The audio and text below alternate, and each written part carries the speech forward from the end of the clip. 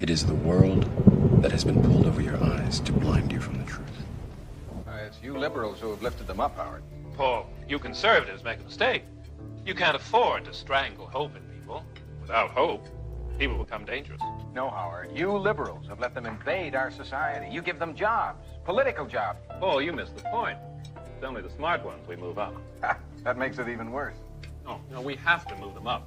If we leave a smart one in the ghetto, he might develop into a leader against us. But if we raise him up into white society, we neutralize him. It really boils down to our ability to accept. We don't need pessimism. What he means by pessimism is resistance.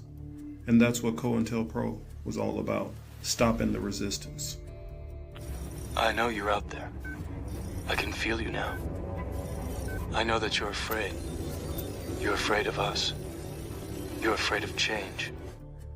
We hide it in plain sight.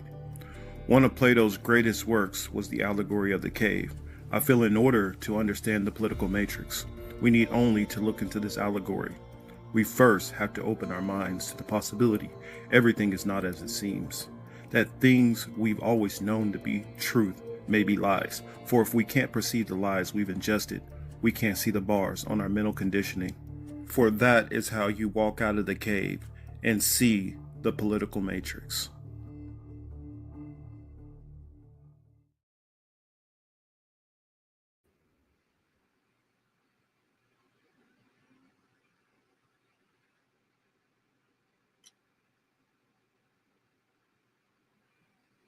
Looks like I'm a little glitchy, so apologies. Let me know if you guys hear me okay.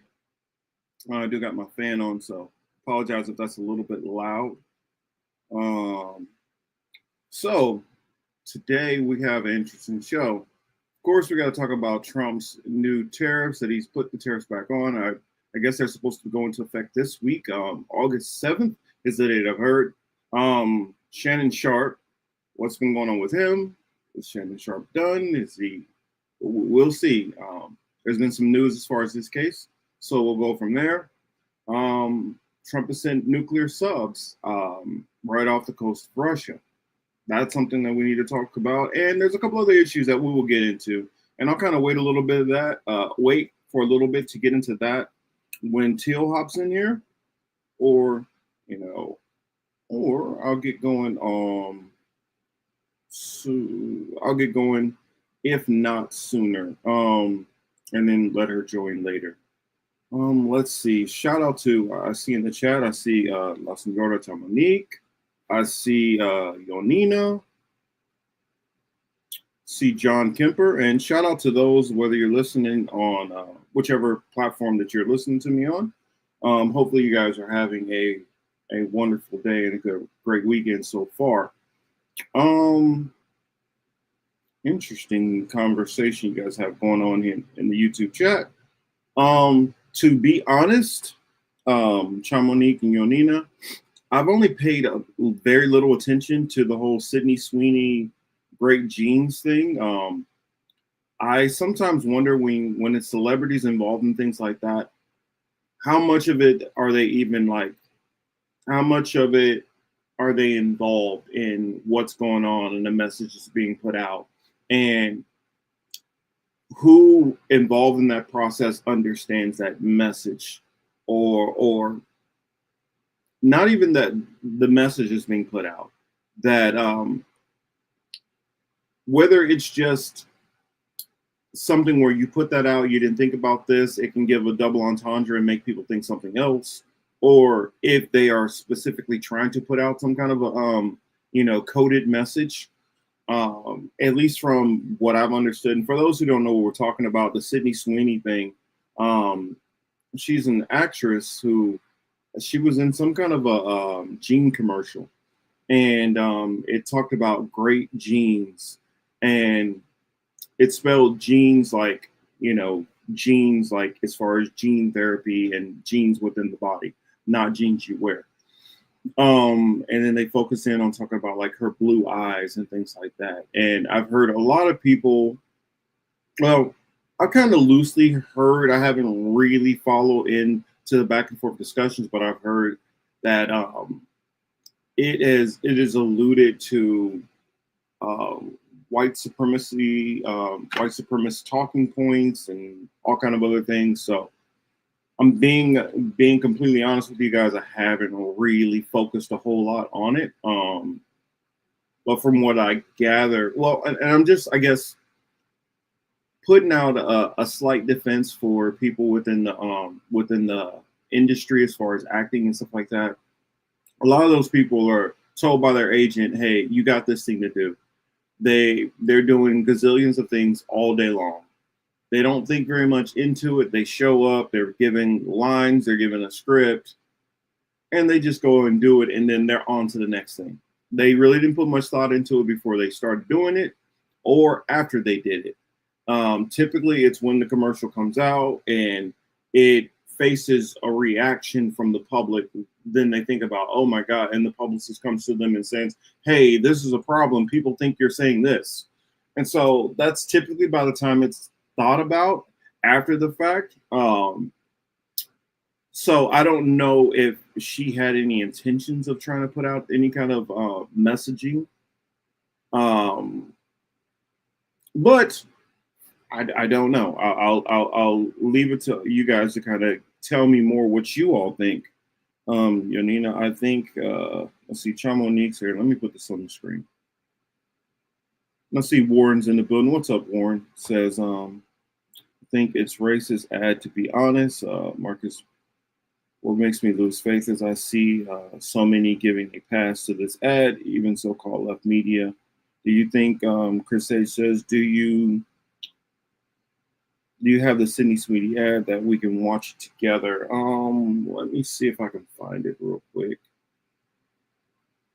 Yeah, I mean, could people behind the scenes be trying to put a message out? Possibly. I mean, I don't rule any of those things out. And as you guys who been following my content for a while should know how I am. I leave myself open to all of the different possibilities of anything, but I don't really feel comfortable going heavy one way on something unless I have a bunch of different things that help inform my decision and make me feel confident about saying it's this or that or it's not something. So Sydney. All right, so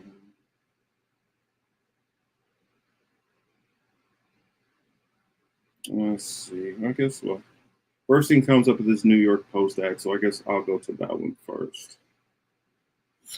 Hopefully this is a good one. That's a link to the ad. Warren has it. Wonder why'd you have that so fast, Warren? What you been looking at, sir?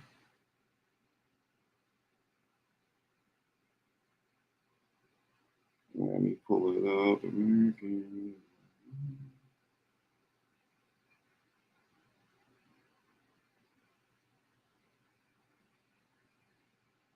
And let's see.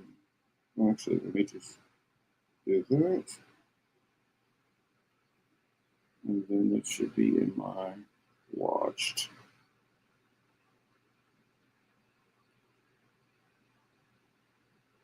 I don't know why it's so much easier navigating YouTube from my phone. Oh, come on.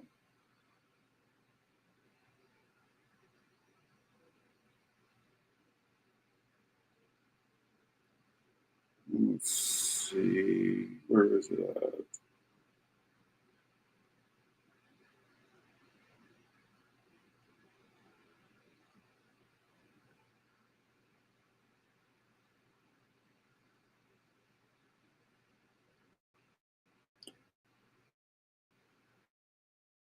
Oh, should have done it that way. Should have just stayed on there.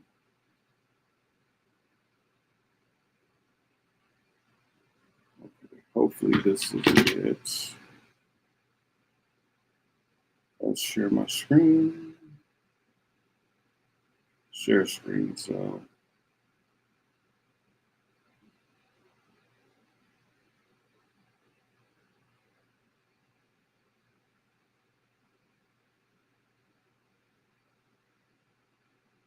All right, here we go.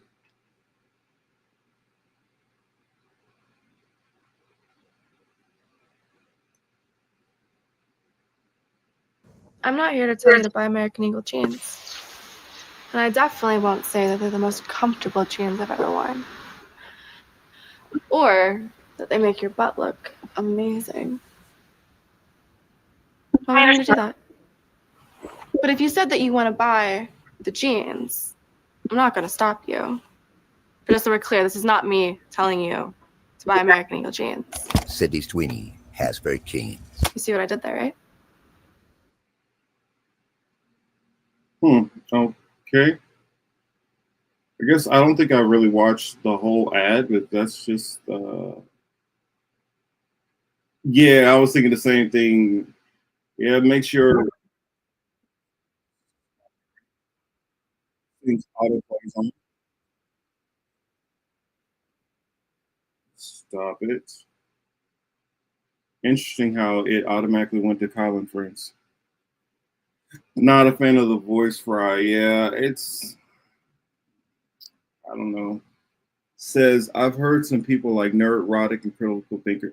Oh yeah, Critical Drinker. They're always I don't know. I try to avoid them.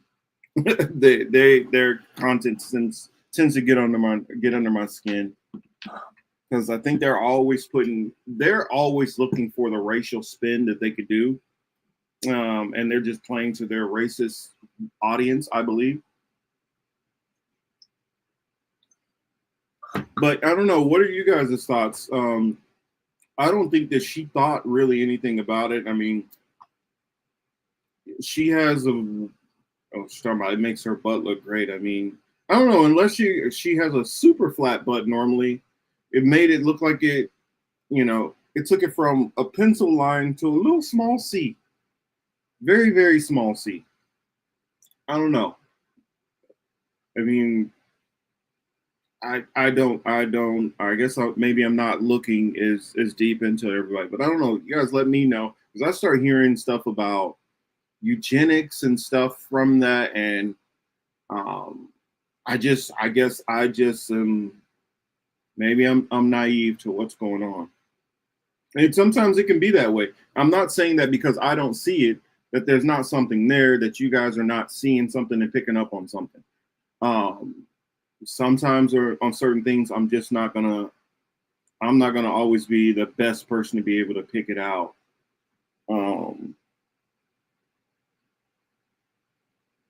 Yeah, I mean, I've what I've kind of noticed is it's just more controversy that got stirred up behind it, and I don't know. I feel like in this day and age, you really can take anything and make it be whatever you want it to be. If it wasn't a white chick, it might be totally different context, maybe. Maybe. I just think like right now you have a whole lot of people who are really big on pushing racial division right now. So and I would say it's coming from multiple different angles. Like I really thought about doing a video on that Arkansas town. And I guess maybe I'll talk a little bit about that because I heard about the whites only town in Arkansas. And my thoughts on it is more power to you. I don't think you needed to make a big hubbub about it and bring a lot of attention. There's plenty of towns which are virtually all white already. So I don't think this is anything unique about it. Just like I heard, I did hear the comedian Godfrey say something that I agree with. If you're going to do it, go 100% with it. I don't want to see none of the white guys who want to creep with some melanated sisters later. I don't want to see none of that. I want you to keep to bratwurst and shepherd's pie and fish and chips. You know, no taco stands out there. No, let's go get some soul food. And I don't want to see any of that. So you want to keep it all white for your preserving white culture, which is kind of silly because white culture has only been put together as a conglomerate of racial groups which are identifying as white so that they can increase numbers against freed slaves and other minority groups. So it's basically meant to be a counterbalance against, numbers of people of a different complexion. Instead of, I don't have a problem if you said, you know what, let's have a town where we embrace our Irish heritage or our British heritage or Swedish or German or whatever. That's cool. I think that would be dope. But really what they're doing is they're cowardly trying to say we're white supremacists. And I just wish people would stop doing that. In this day and age, I don't think anybody's going to really have too much of a gripe. You're going to be able to do your thing in your own little corner. Everybody's has their own little things in their own little corners. You have people who say, you know what? I only really want to click up with Mexicans. You have black people right now saying, I only want to deal with other black people, FBA. Everybody's doing that at this point in time. I just wish more people would be upfront with their viewpoints instead of trying to couch it behind different languages and play all these games. You want to have a whites only town because you hate other minority groups or you don't want to interact with other minority groups, just say so. Quit being a coward. That's my thoughts.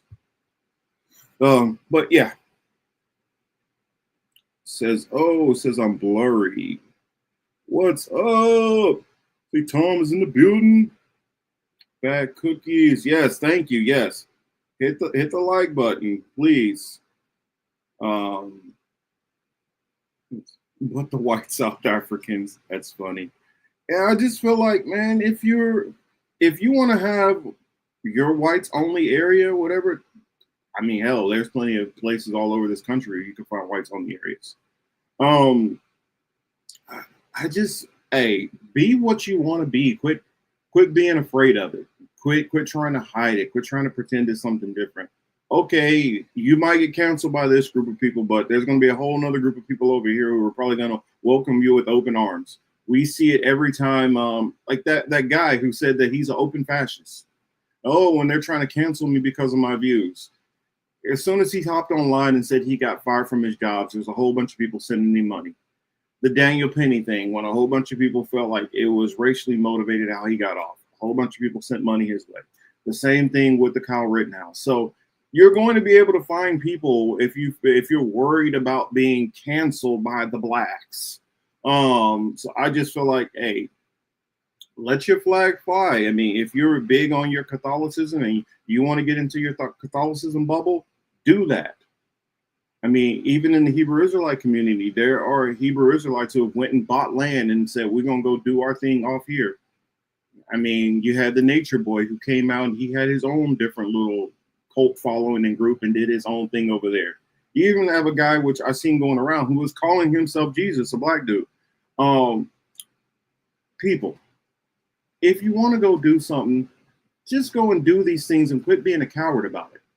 Stick to what you believe in and quit worrying about, oh, well, this is going to happen, that's going to happen. Especially if you have the means to go off and buy your own land and do it off on your own. You're not in fear of losing employment or any of those things. And especially if your viewpoints aren't something which is overtly like doing harm to somebody else, who gives a damn? Go do it. Because I'm definitely not going to miss you and cry about it. If people don't like me, I don't like them. It's that simple. I'm not going to run kissing ass to somebody who don't want me around. I'm also not going to be trying my best to get into a community of people who don't want me in their community. For me, it's simple. Let's see what else we got here in the chats. What's up, everybody? Chiefs and Chargers, first game of the year. Yes, that's gonna be interesting. I thought about going to it until, Liz looked up tickets, and I'm like, yeah, I'm not down for that. I'll watch it here at the house. Plus, I'll be watching the Hostile Territory, so I'm like, I'll just rather do it at home. I got to deal with the parking out here, and nah. What's a Mexican FBA called? Well, you couldn't call it a Mexican FBA because FBA stands for Foundational Black Americans. But I guess there is probably a group of people like I know a guy who his family lived in California all the way back to the point when California was its own separate country. Because for people that don't know, California did have a period where after it, it had its little breakup from Mexico. After the Spaniards left, it had its breakup from Mexico, and it just had its own little town. I mean, if you guys remember Zorro, the old TV show and the movie, starring Antonio Banderas. In that movie, it was about fighting for a free and independent California, and they were talking about a country of California, not a state of California. So there have been people who have lived in that area as all these different wars and everything, and it's changed countries and names and all that. I know of people who lived in Colorado even to back when Colorado was still like not a part of America. So I don't know. It'd be interesting. I guess the FBA for Mexicans is like Native American, which that was always something which I found interesting, how Mexicans kind of separate themselves off from being Native Americans when technically you're Native Americans. It's you might be a different tribe, but you would still be a Native American. I don't know, just interesting to me. But hey, whatever you feel like calling yourself, I'm perfectly fine with it. And I'm just not gonna call you nothing weird, like grown ass man, 6'5", 260 pounds, not gonna tell me to call him delicious. I'm not gonna do that. Just being honest. But all jokes aside,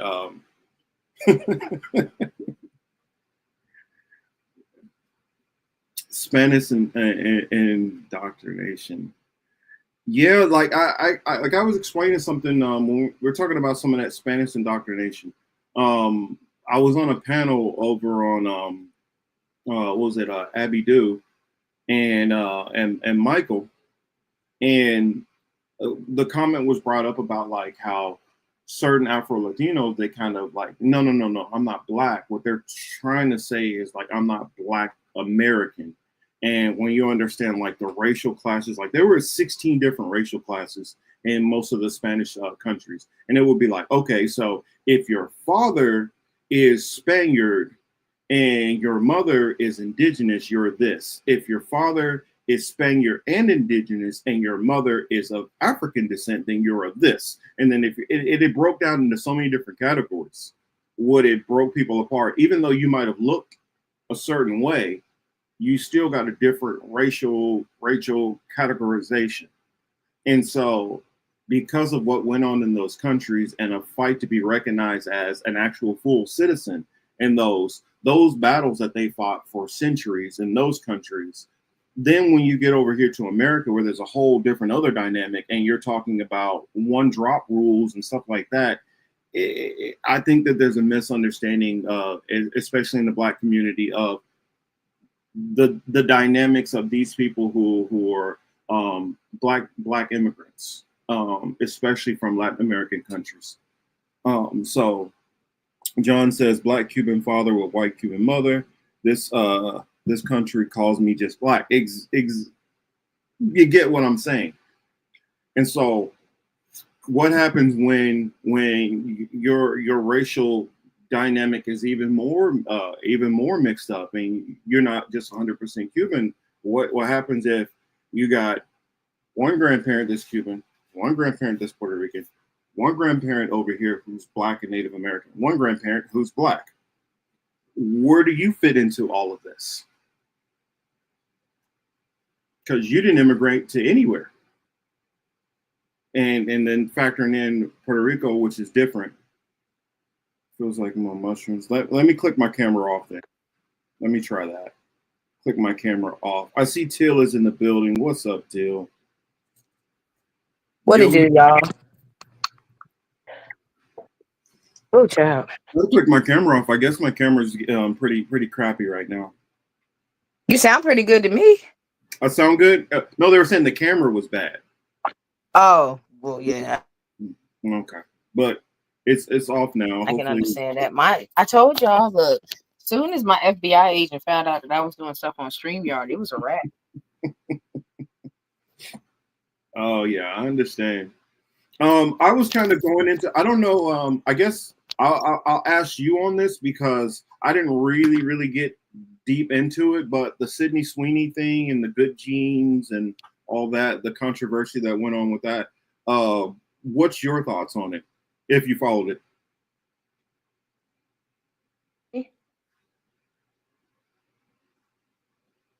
Can you hear me, Marcus?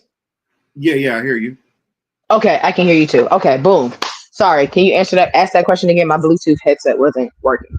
Oh, okay, got you. The whole Sydney Sweeney thing, she released a commercial for American Eagle, and there's been a lot of controversy about it going into like possible eugenics and supposed supremacy and all of these things.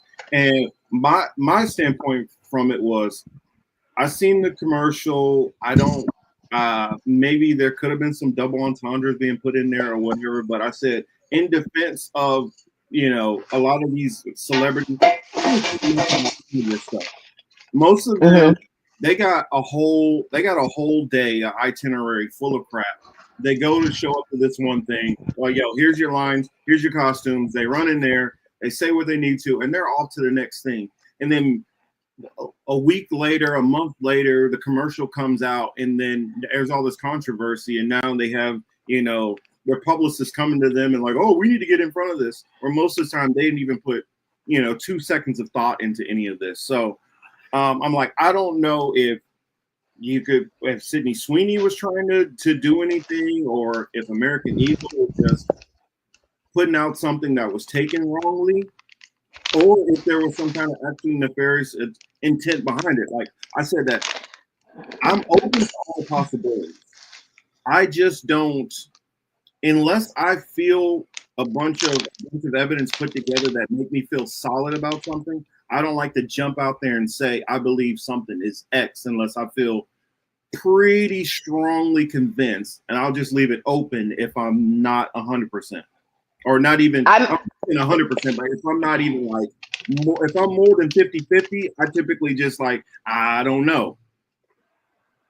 I agree with you on that one because it'd be one. Okay, this is where I would stand in reference to like the Hollyweird and like the eugenics movement and that whole like immortality thing. Mm-hmm. It would have been a little bit more believable for me to believe that mindset if it was like what the fuck is her name? It was on the tip of my tongue. DeGeneres. Yeah. You get what I'm saying? Not saying like, oh, it has to be her, but like if it was specifically one of those Pizzagate people, that's always had the negative connotation, like, oh yeah, they out here eating babies. You know what I'm saying? And sucking up the anachronolite. If it was one of them, I don't even know if Miss Sweeney even knows what the fuck is going on. That's my thoughts. You get what I'm saying? That's what I'm saying. Like, I don't even think she knows what's happening right now. Like, she's so early in the game. Like, and if that's the case, and if she is part of it, this is her first commercial. You get what I'm saying? Like, this was her initiation commercial. She really don't know what's going on quite yet. But if it was like Tom Hanks, Ellen DeGeneres, come on, Marcus, give me somebody else. Yeah, I know what you mean. What is you get what I'm saying? You know that, like that, like John Legend or somebody like that. That's kind of in it. When they do commercials, they understand like, hey, this might be perceived this way. They've been in the game long enough where their publicists have come to them and say, yo, if you do this, people are gonna think X. She too early in the game. She too young. We don't even know her yet. Like, is she even important? You know what I'm saying? It's like one of those, like, she ain't even important. Like, I would think somebody from the Marvel franchise would be somebody we need to look at. This a nobody right now. Now, if she blow up after this commercial, for real, she's only important because a lot of younger white males are obsessed with her chest. That's why. I would. Yeah. Because I mean, Steve sent me a meme earlier today that was like Nazi boobs, and it was like from the Family Guy episode when they were trying to, do the Muslim check based off skin tone. When they did it based off boobs, and it was like non-Nazi boobs at the top, and it was like small, medium, small, large, and then it was like Nazi boobs, and it was like hers. And so it's just like, okay, but if that's the case, then why y'all not on Pamela Anderson still? Why we not on, Dolly Parton boobies? If that's the case, I mean, I know it's new boobs, but like, that's all it takes to convert y'all Aryan Nation babies over some boobs. That's it. Yeah, Hamza, you're saying, I don't think the ad was racist. The gene part was because they wanted to show off. They wanted to show she is hot, which I think that's to me, that's debatable that she's hot. God damn, Marcus, and even then, I don't agree. Like, I mean, okay, being honest, I'll say to me, she's like an average. She's just an average white girl. I mean, I'm just being honest. With some boobies. And most of these Hollywood people, once you get them out of their expensive gowns and heels and makeup and hair and all that, they become pretty average. I mean, it's no different than the girl that you probably see at your normal, Ralph's or Kroger's or something like that, Albertson, Publix, whichever your local grocery store is. I don't think she's too. Yeah, she's an average girl but there's a lot of average girls with boobs. I mean, big ones, little ones, small ones, firm ones, all types. Dr. Seuss, there's so many women out here with the Dr. Seuss boobs. Okay, red boobs, green boobs, all of them. She's not that importante. For all that, they should have got Scarlett Johansson. You know how many people in love with that woman? I'm even in love with Scarlett Johansson. I don't even know why.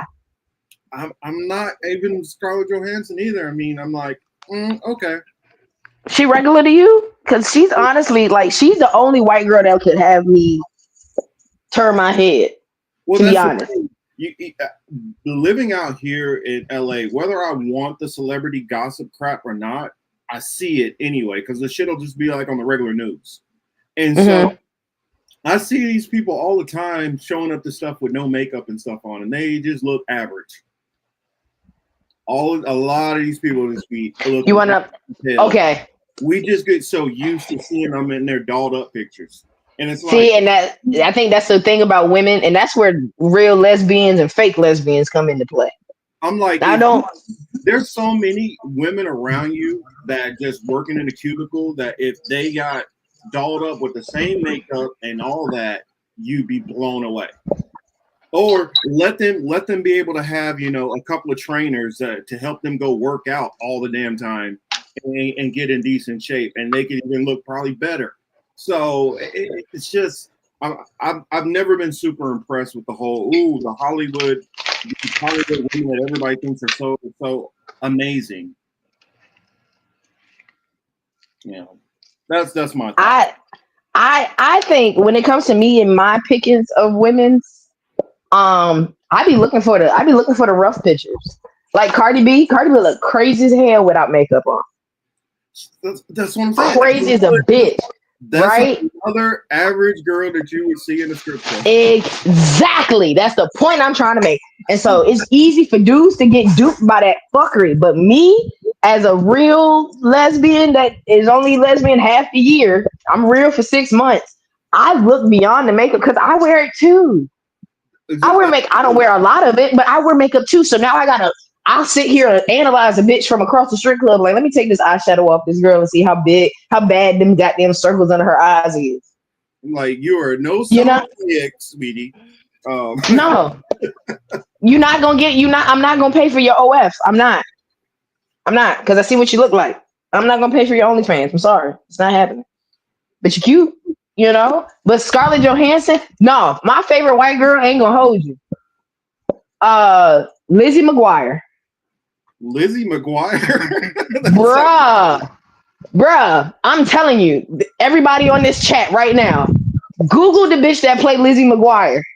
When I tell you she is stacked, naturally stacked. I ain't never seen a white girl in a very long time built like her, and her face don't crack. She might have some black in her. I don't know.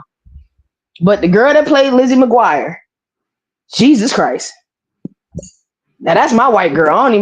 Dr. Umar gonna be rolling over in his grave after that statement. But that's the only white girl that I'll give a damn about. Hillary Duff, is that her? Yes. Dumpy. Thick as cold grits. Still pretty in the face. Naturally pretty on top of that. And then naturally pretty on top of that. If she is wearing a whole bunch of makeup, don't look like it. She ain't out here looking like Lindsay Lohan. I'm not saying that like these women in Hollywood that they're ugly. I'm not saying that. I'm not saying that either, but I'm saying there's a difference between someone that can wear makeup and it works for them and somebody that wear makeup and they need it. Hillary Duff don't need it. She bad as hell. She could have got on the eugenics commercial and I would have believed whatever the fuck she would have said. I wouldn't even second guess it. I was like, I don't think it's racist.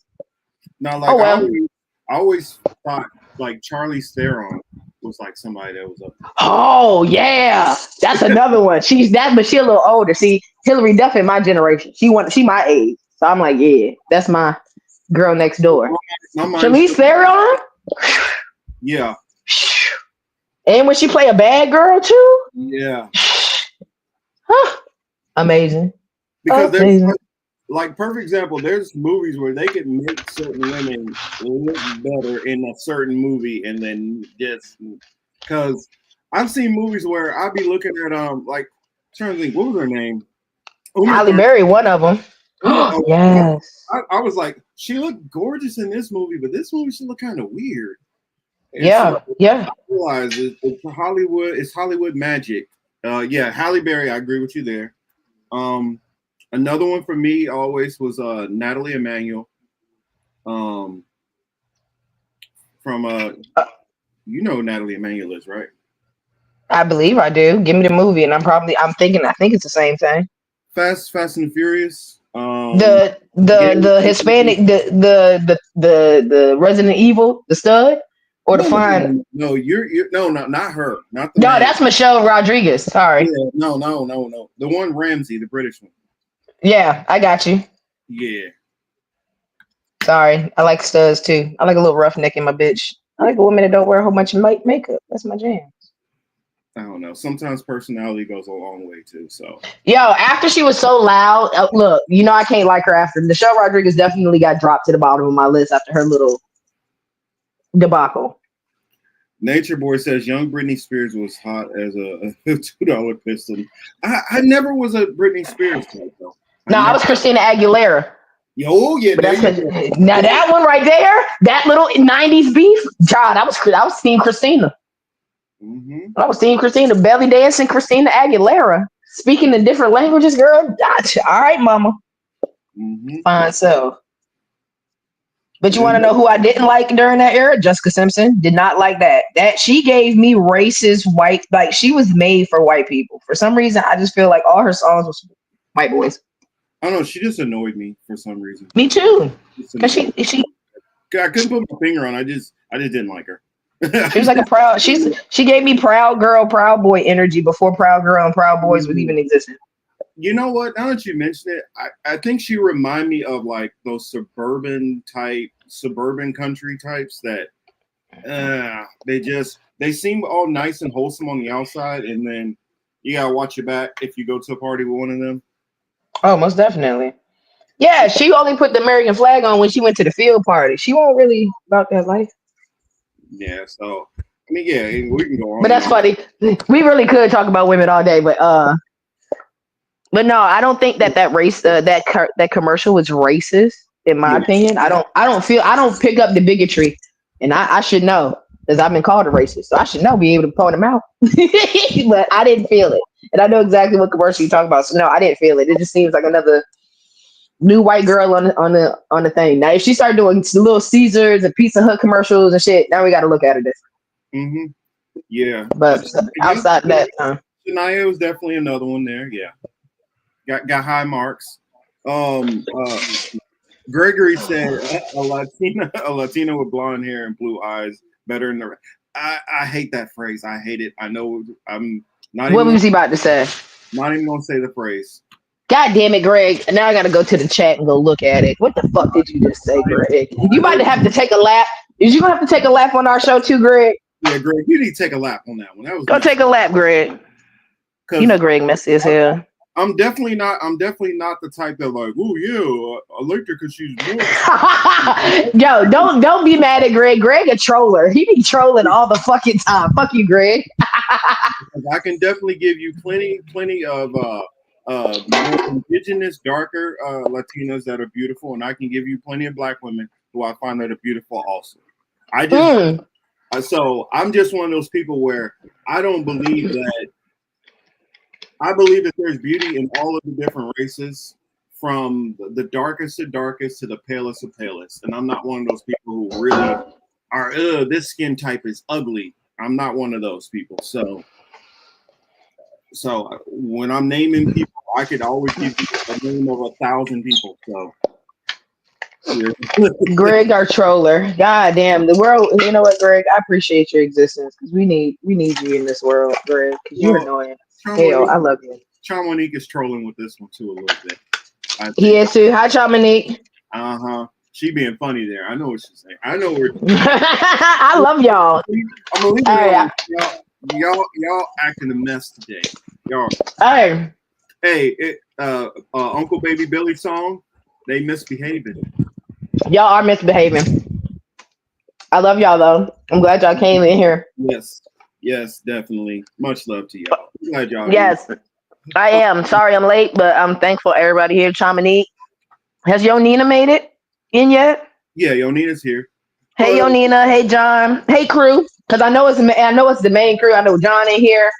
Soul, if you in here, I ain't even got to look. I know Greg badass in here. Chamonique. Let me think. Hazma, I know you in here. Nature Boy. Hey, Dave. Yep. Trying to think that's off the top. That's off the top. I ain't even look at the chat yet. No, you got it. You nailed a whole lot. I got most. We got most of them. Yeah. If Chris, what's up, Chris? I saw your name. If Wifey's in here, hey, beautiful bones. I think that's everybody. Oh, and Misfit. What's up, Misfit? I know you be in this bitch sometimes.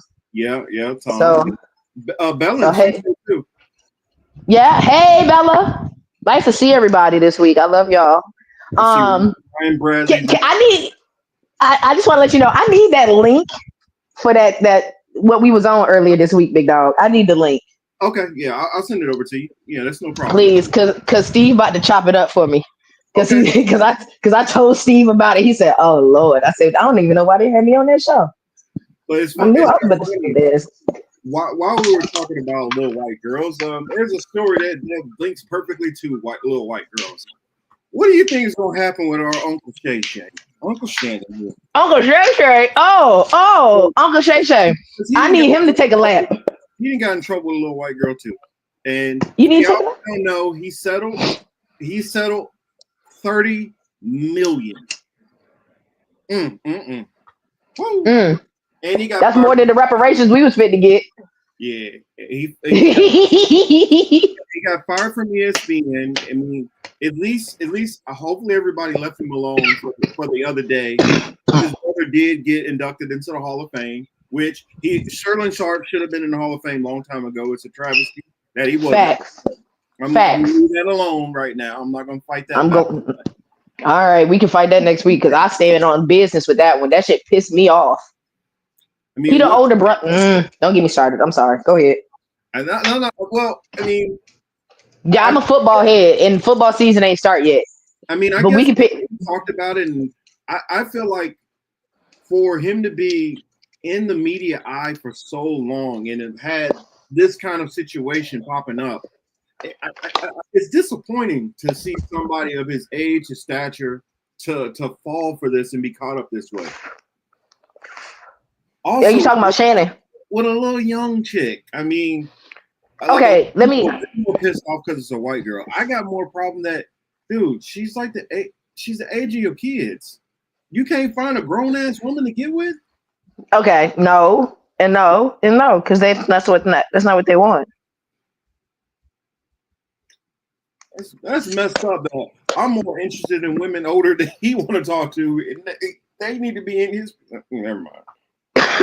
Okay, so my point of view on Shannon is not attractive to me. Not at all. Why do you want some little itsy dumb broad? I mean, around you. Because you just said it. Oh, you just said it. What you said? Somebody you can manipulate. You don't. You don't want somebody on your level.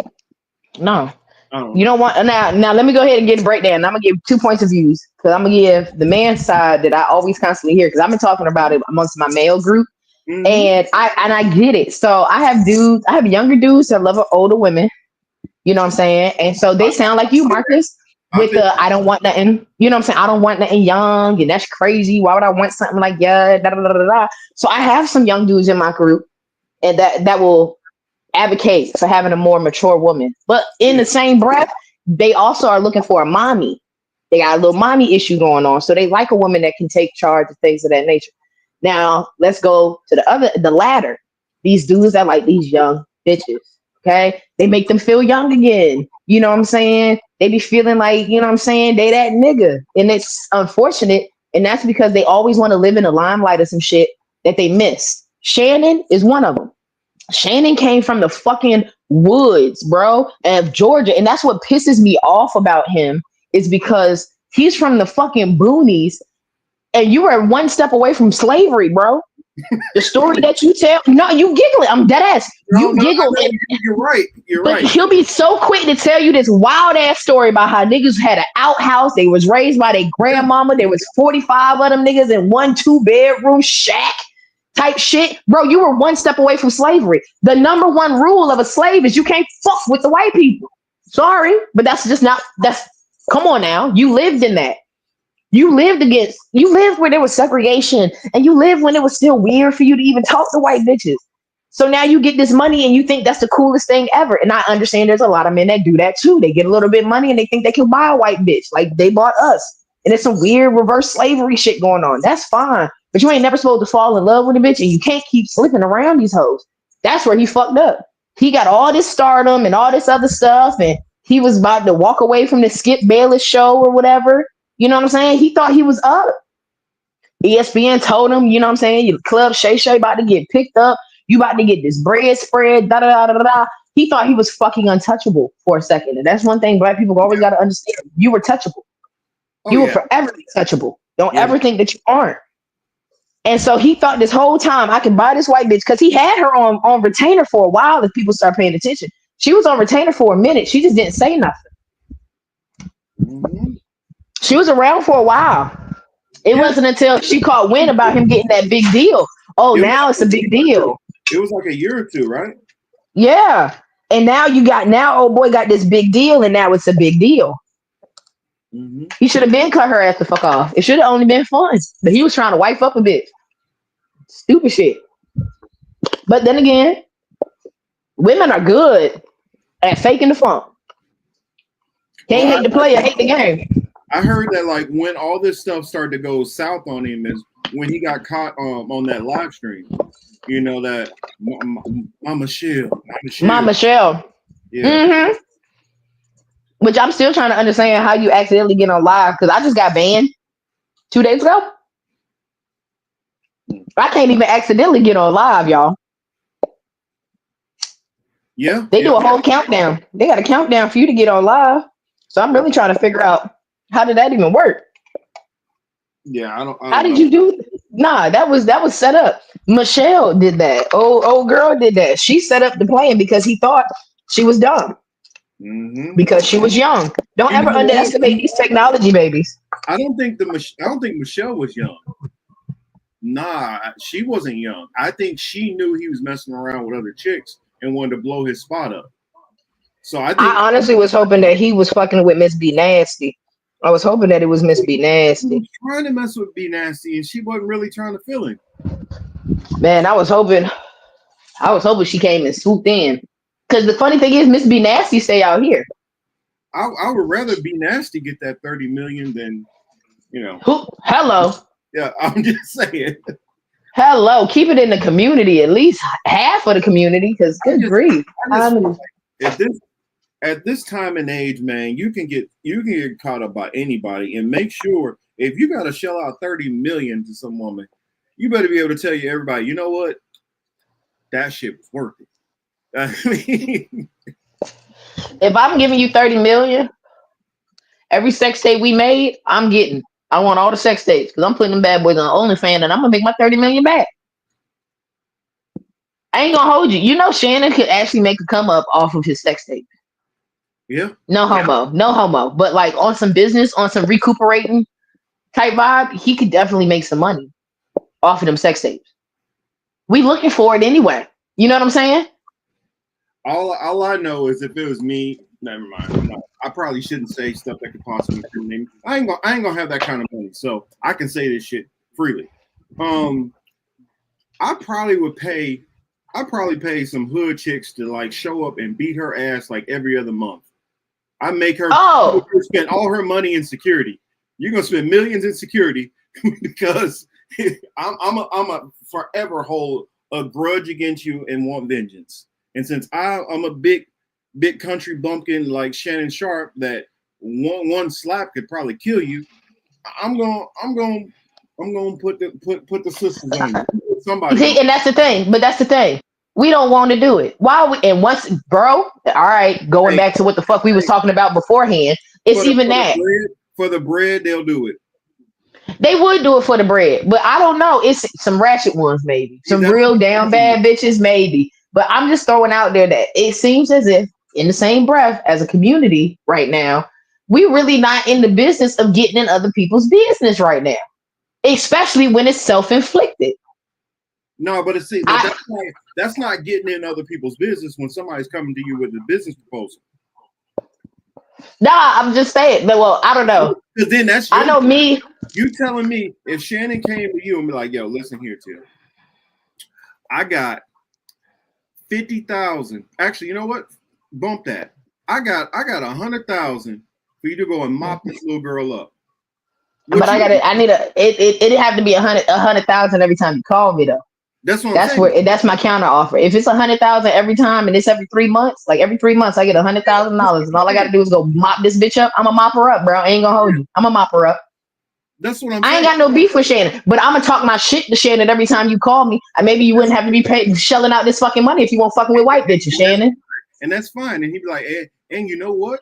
And if you want to get some girls too involved in it, I'll pay them all $100K. Okay. See, that's the thing, Abby. What Abby talking about there? I mean, yes, Abby, that's what I'm talking about. Call them passport ass bros that you got, bro. Don't mingle with me. Nah, because then you got a dude beating on a female. Then that's not gonna work out good at all. No, the passport bros probably bought a wife, and she might be Taiwanese. She might be able to fight. No, get your wife on it.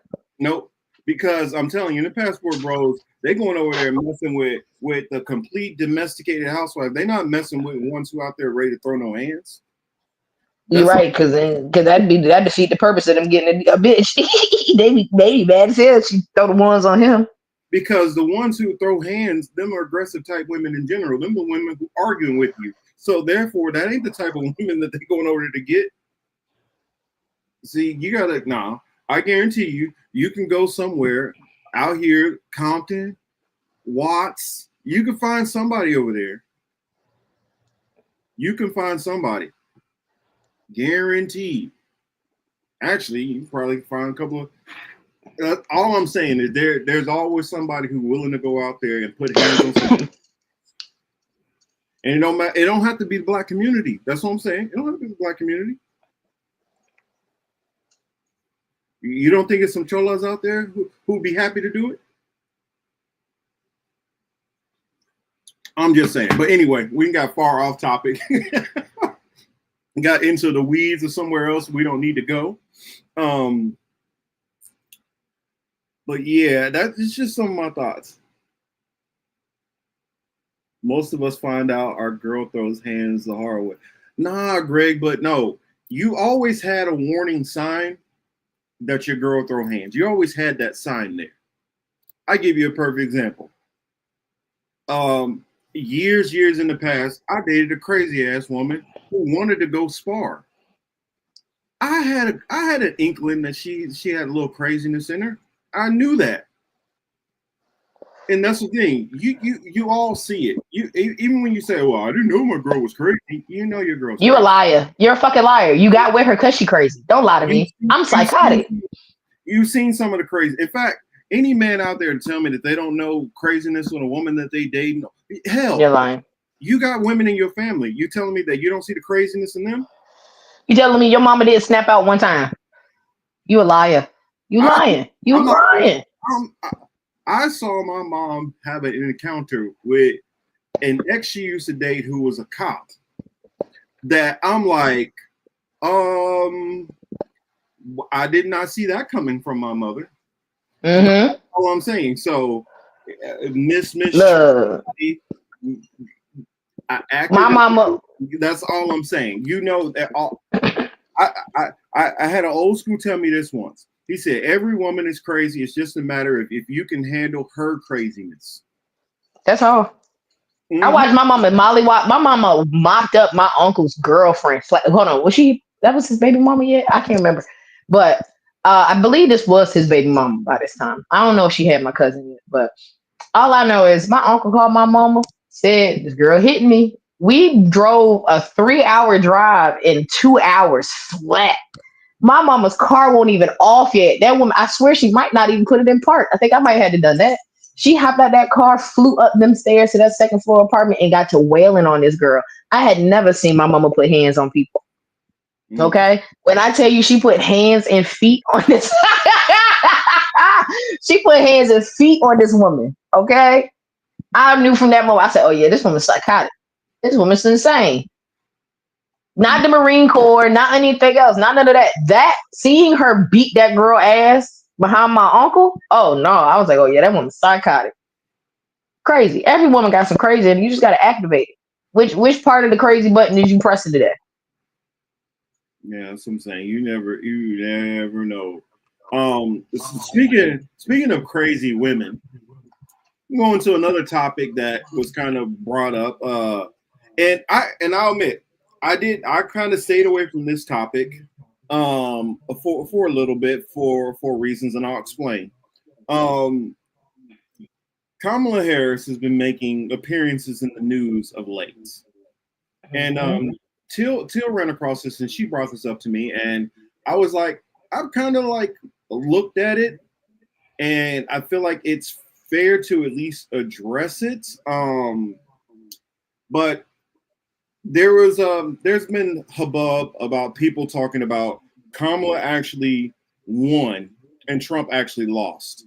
And I kind of stayed away from it, honestly, because most of the people who were just bringing it up, it seemed like were just butthurt liberals.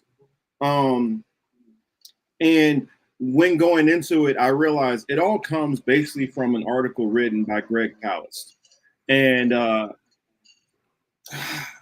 don't know. That's my setup on it. I'll hand it off to you, Till, and then I'll give my thoughts. Okay, so I have heard most of it come from liberals. Anyway, until like I said, I still stand on it is what it is. Mainly on account of everybody knows if you watch enough episodes, I did not participate in the election last year. I kind of just kept my black ass at the house, play video games. And so that's why I really ain't got no dog in this fight. But I've been listening to these articles or these TikToks or whatever have you, personal experience or personal people, you know what I'm saying, giving their input on it, just like us. And I'm really still hands off on it, to be honest. Just on account of I don't believe in the dual parties anymore. Like it's a mess. Like we just need to blow it up, start from scratch type of vibe. So I could care less if she almost won, didn't win. I mean, regardless, you not doing nothing right now, shorty. Like, what the fuck? Okay, let's say tomorrow we find out everything that the liberals that's been saying it is mainly liberals, obviously. Mm-hmm. You know what I'm saying? Let's say it comes to pass. Cool. She was wrongfully, you know what I'm saying, knocked out the race. Okay, what? What about it? What we doing? Can't go back and change it at this point. Thank you. This nigga, what? You think a job going to fire somebody to hire the right person? They fucked up. They got to rock with it. We got to rock with it now. Because like, what do you think you're gonna do? You really think that they're gonna allow him to step down? First off, you really think this motherfucker gonna leave his house? Yep. I don't know if you've ever seen white people with squatters' rights, but it gets nasty. Okay? Ain't no way y'all putting an eviction notice on that nigga door. You're try again. Try again. Out of all people, no, you're not getting Trump out that motherfucker. That's one. Two, we don't have enough people willing to support this idea. Like at all. This ideal is not gonna fucking fly.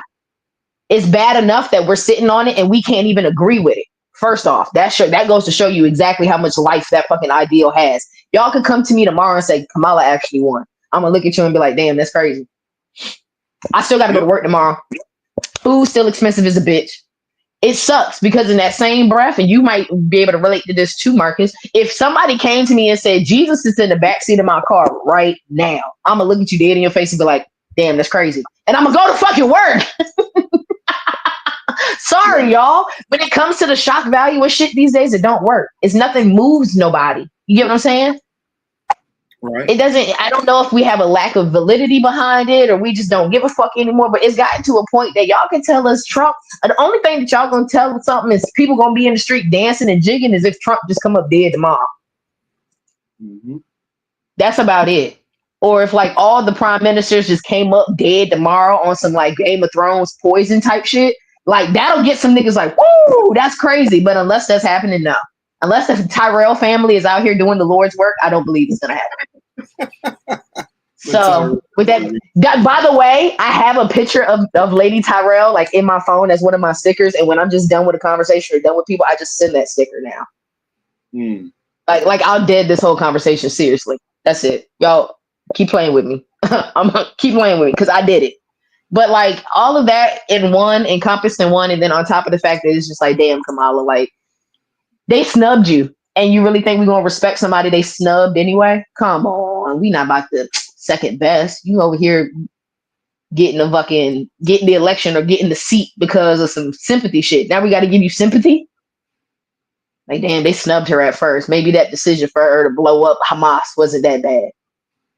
You know they snubbed her, right? You know, the fact that she blew up the entire Gaza Peninsula and built the fucking Skyrise Hotel, you know they snubbed her. Like, I ain't got time to be trying to give you excuses because they snubbed you, bitch. Well, that's the crazy part about it. Like this is one area where, granted, I don't like Kamala, but I feel like this was messed up. How everybody put the blame on Kamala too. Like, I'm not gonna vote for her because of Gaza. Listen here, she is the fucking vice president. She don't run a goddamn thing. She ain't got no power to run nothing. You put her she's in a no-win situation.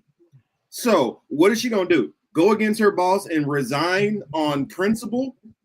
Okay, yay. Now a handful of y'all be like, I respect you. I'll vote for you. But the rest of the Democratic base will do everything to keep her from having a chance at running, and she's not gonna get any respect from the Republican side. So she still don't have a chance at winning.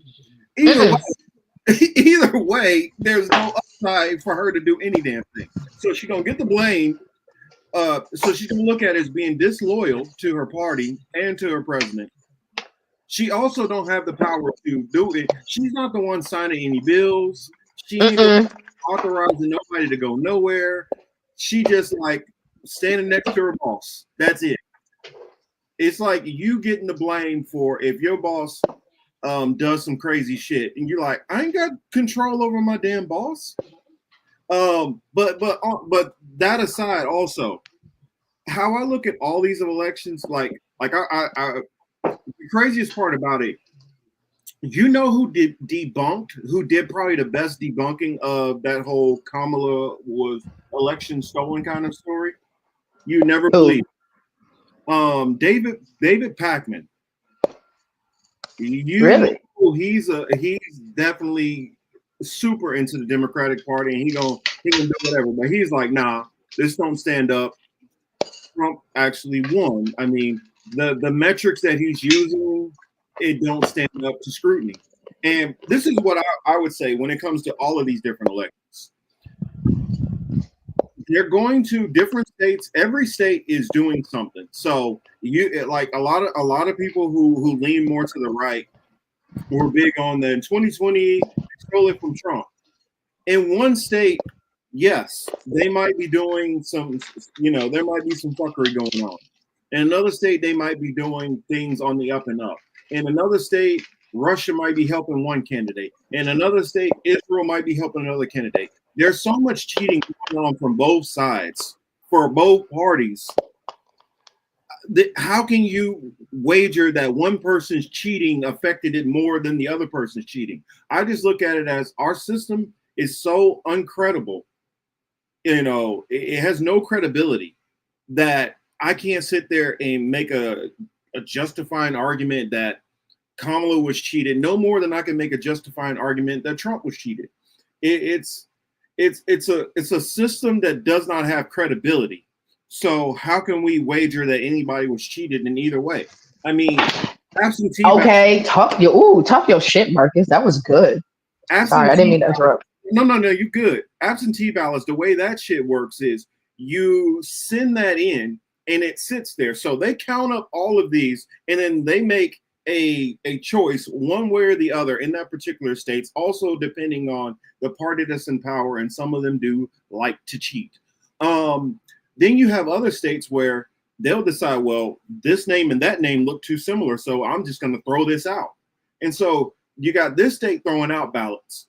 You got this state over here that, because of the way it's gerrymandered, that they go on, okay, well, if 51% of the people go this way, all the votes go this way. So it's so convoluted the way the whole system works that how can you justifiably say anybody cheated anybody? It's the system. And how I believe that yes, do I believe that Trump cheated? Yes, of course. But do I feel people on the Democratic side were cheating also for Kamala? Yes. Do I believe that last time around, like all the people who felt like, well, Trump was cheated in this and that?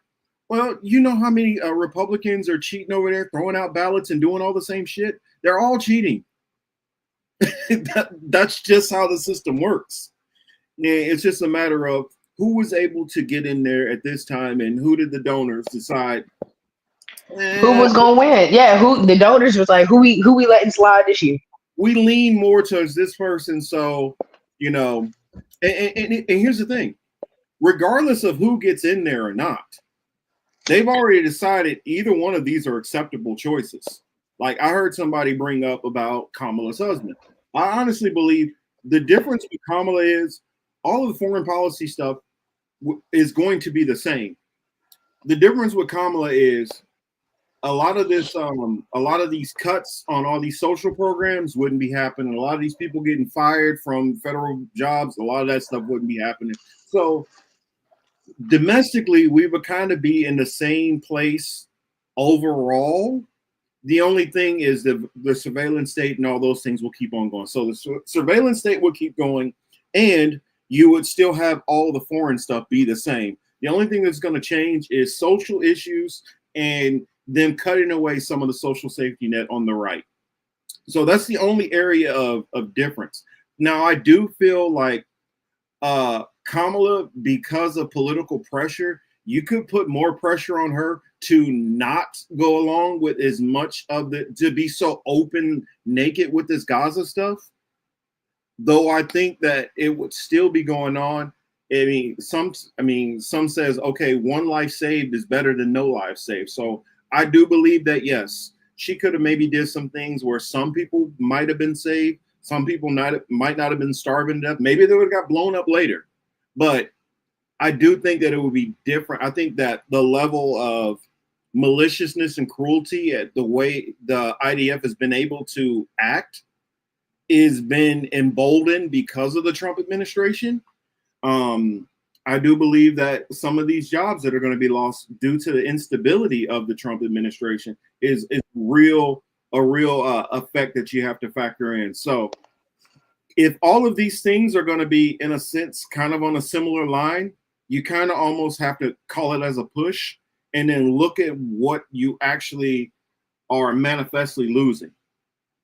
For instance, if you still got to pay taxes and you got to pay all these taxes, but this job pays you a little bit more money, you go with the job that pays you a little bit more money. You can't do anything about all those other taxes. And that's kind of how I see this situation. you're going to have a whole lot of these things that are out of your control and that's going to go a certain way regardless. So if you feel like, well, we're going to punish Kamala because she was part of the genocide, okay, this dude is about to do it on a much worse level. So I don't get it. Well, Chris H, you says Kamala would do wild censorship. We're facing the same censorship right now. I don't think it'd be. Hell yeah! I just got banned off Instagram for 3 days for something that I didn't even. Come on, dog. I just got banned for 3 days for something that wasn't even up there. I turned around and reposted it, and it didn't get taken down again. The censorship is insane. If anybody knows about how bad the censorship is on as far as finding shit and actually being like worth a fuck, and then again just on how sensitive it is, it should be me. I've been banned so many goddamn times. Me and Instagram got a first name basis these days. And it's just retarded. Like, I hate it. I fucking hate it. So the censorship is still up. If it's not up, then it's getting worse, in my opinion. Yeah. Well, Abby says here, Kamala says she wouldn't do anything different from her predecessor. She couldn't. She had to say that. She had to say that. I mean, now, do I think that she would have done? There would have been some things differently, but one thing that has happened under Trump is a lot of black women have lost their jobs, especially when you start looking at federal jobs. A lot of those federal jobs, believe it or not, are how a lot of black people moved into the middle class, and a lot of that was stripped away under Trump. So there are real things that were lost by having the Trump administration. So I don't think that can be understated, that you are losing things under a Trump that you would not have lost under Kamala. And I'm not making an argument that she's good. I'm just saying there are things that are being lost. I guarantee you the deficit is going to be much higher under a Trump than it would be under Kamala. No, I know they all have one, but I'm just saying, like, it's like this. Is a bank robber bad? Teal? Bank robber is bad, right? It depends. Bank robber stealing money, right? He is stealing. You're right. It is a hedge manager. Oh shoot, we lost him. But a hedge fund manager is stealing money also. Now, which one is probably stealing more money? The hedge fund manager is probably stealing more money. And that's what I focus on. It's not that they're both doing the same thing. It's to what level and what severity. For instance, every day I have some kind of pain going on, whether it's shoulders, whether it's knees, wrists, hands, whatever. I got some kind of pain going on from all the different injuries.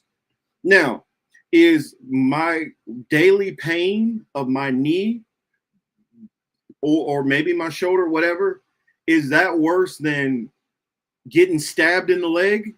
No, it's not. And that's what I'm saying. We have to look at the nuance and relativity of the situation. That's what I was saying. So, land my plane. Back to you two. If you. Sorry, I forgot. I hit that damn mute button. So that's exactly why, unfortunately, I stand on business when I tell y'all. That's the reason why I did not vote, because it was the better of two evils. You know what I'm saying? Nobody. Well, obviously, Trump won't doing shit for us. So I was just like, wait, that motherfucker ain't doing that. And then Kamala wasn't doing enough, in my opinion. Because, like, it's to a point, like, me personally, it may be minuscule, but even in that same breath, with it being minuscule, like, it should have already gotten taken care of. This whole federal thing with marijuana, y'all, that shit gotta go. Like, for real. It's to a point now, like, that shit is just, it's fucking ridiculous. When it comes to, like, any of the, like, laws that I would definitely like to see passed, not because I'm just pro marijuana, I'm more or less pro getting niggas out that got gunned for just off of weed, petty weed charges and shit like that. You know what I'm saying? Especially with knowing that, like, y'all brought drugs and drug dealing into our community in the first place as a means to, like, get us the fuck out, in a sense. So I feel like that type of shit. So when Kamala even came out her face and was like, "Oh yeah, I'm about to follow the same steps as Biden." That's Joe. We did it, Joe. She was about to follow the same fucking steps. I'm like, no, bitch. Free these niggas that you locked up over fucking ounces. Free these niggas that you locked up over quarters and small stuff. Like, I watched actual tapes on YouTube. There are tapes of you sentencing men over weed in California, the weed state. And like, these men are still serving time. Free these people. Pardon these men. Do something. And on a federal level, just to add into that, till recently, there was just a major big bust out here in California. That makes no fucking sense. How does that make sense? Marcus, does that make sense? You can go to a store that's in between a goddamn Plato's Closet, or it's in between a fucking goddamn Oshkosh B'gosh. Okay? You can go to a store where there's an Oshkosh B'gosh, a Foot Locker, goddamn CVS, and a dispensary. And just like fucking liquor, I can walk in there with my ID, even if I don't even live in Cali, get some bud, walk outside and smoke it. But you're telling me that if people have underground little joints or underground syndicates in reference to doing the same shit y'all doing, y'all can bust that? That makes no sense. Yep. That makes no sense. This is a dispensary. You give it. How are y'all busting dispensary? That makes no sense. The government gets paid twice. Y'all get paid by the fucking dispensary to even have a license to be there to function in that place. And then you taxing the niggas that's buying it. Y'all getting double fisted money and y'all busting these places. Does that even make sense? Because y'all fucking up y'all money now. So, but then on the back end, you get to get free fucking labor out these motherfuckers. They still got to pay restitution. So you really getting paid 3 times over. Well, that's insane. Well, Gregory, yeah, to be fair, he said it was an ICE bus, but they still did take them in on the marijuana too. They basically said, "Hey, DEA, here, you want to get in?" Thank you. And yes, weed is legal here, but it's not legal federally. And so, at any point in time, the federal government can come and kick indoors and come take anybody away if they want to. I can't vote for nobody that's okay with letting that type of shit still happen. And it may be, like I said, it's minuscule. Because I can keep going. Like, the fucking healthcare shit. Like, we should have been, what the fuck? Why are we still talking about this? Fix us, nigga. And it sucks because this is the kicker. And I'm just going to be honest. I don't know why this hasn't happened yet. But why can't everybody have TRICARE, Marcus? Yeah, I agree. Thank you. Okay. Thank you. I'm not trying to be no socialist or anything like that, but I'm just curious to know why Go ahead. Here's one question I got for you, though. Of either of the two parties, which one of them will listen to any kind of pressure? Liberals. Yeah, exactly. That's the only reason why I would even look a little bit more towards that way. Because Republicans will tell you, fuck you. I don't give a fuck. Fuck you. Fuck you. Yeah, they'll tell you fuck you quick to your face.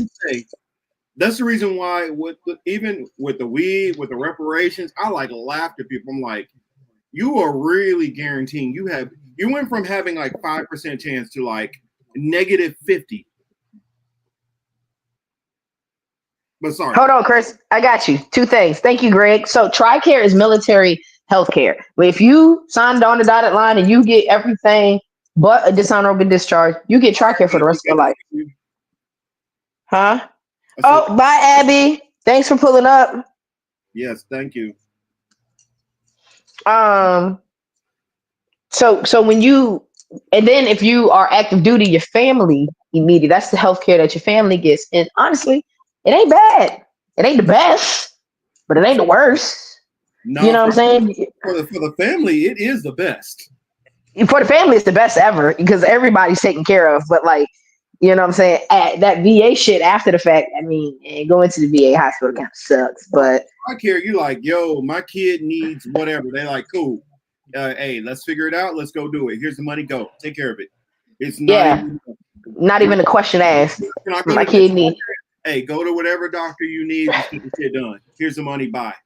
It's not even like no haggling, none of that. TRICARE is like, Nah. yeah, here you go, take care of it. Now for the Heard that. member himself is a little different. They're like, yo, here's a pain pack, some aspirin, and get the hell out of here. You know? Yeah, that ringing in your ear still there. Can't help you. Sorry about that. Yeah.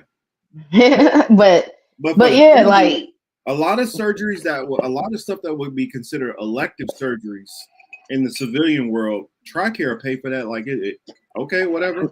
Good. yes. You say you got a little mole on your neck that's bothering you. Cool. Send you to the doctor. We'll pay for that. Take care of it for free. I mean, Yep. oh, you want to get braces? Okay, cool. Let's go ahead and get it. Talk about it. I had to get orthodontic surgery. God, Lee, I love Sony. They had to take out my goddamn molars so that I could have my braces put in because I was missing some molars. Man, braces, loved it. Dental care from TRICARE, amazing. Y'all don't even know to have, man. But yeah, why we can't all have TRICARE?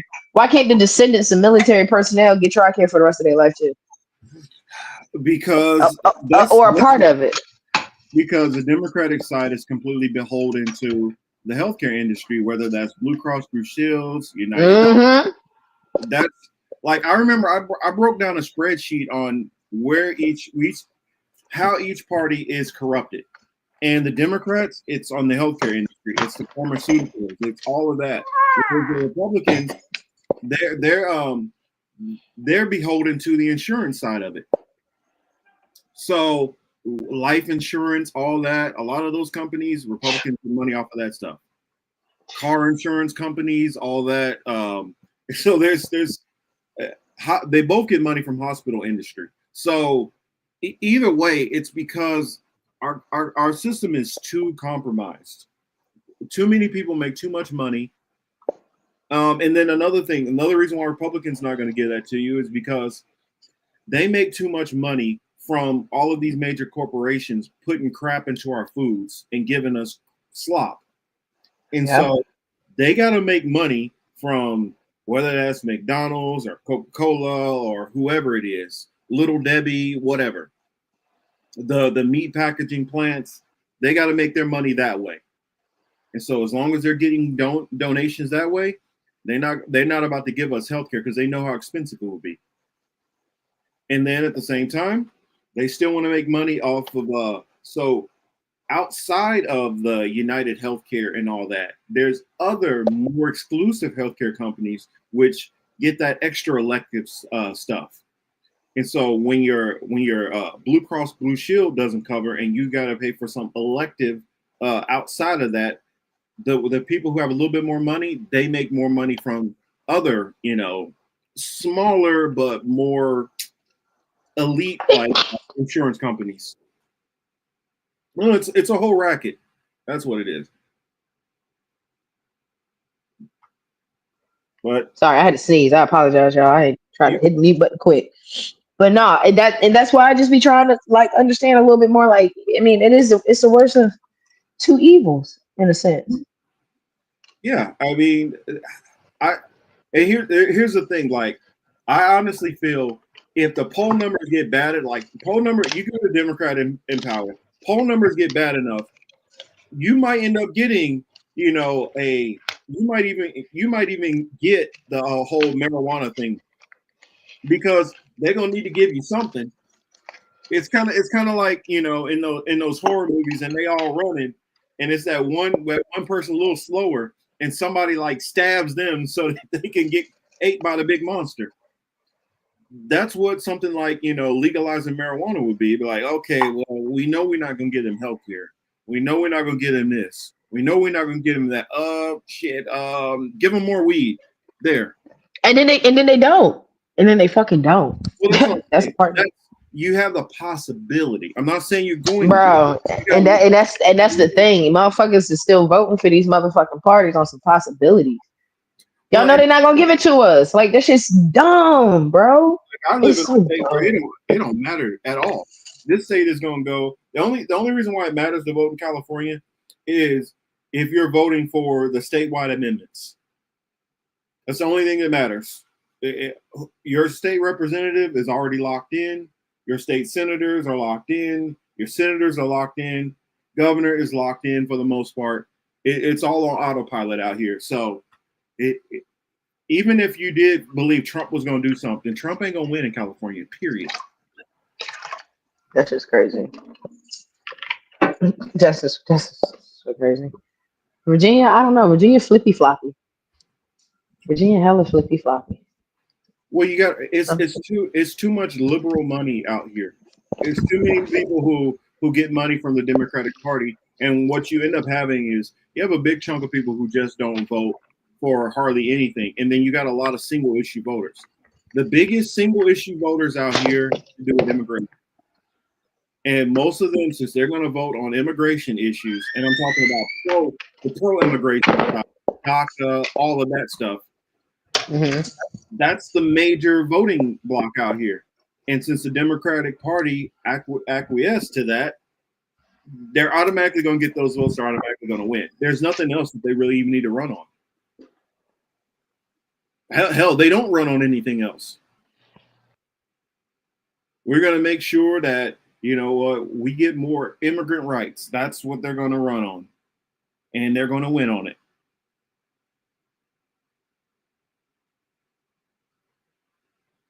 So that's the most simplified understanding of the California ballot that you'll ever get. Like I told you, they're flippy floppy. Some days they want to be Republican, some days they want to be Democratic. It's a Commonwealth. That's all it is. It's a Commonwealth. Out here, they basically are. I mean, economically, they basically are moderate Republicans already. That's what the Democratic Party is. They're moderate Republicans. All it is on social issues, they're big on the LGBTQ and identity politics. Well, actually, that sums it all up. Minority, black, male, female, whatever. It all boils down to identity politics, and like identity politics, abortion, and that's it. Everything else, they're basically moderate Republicans.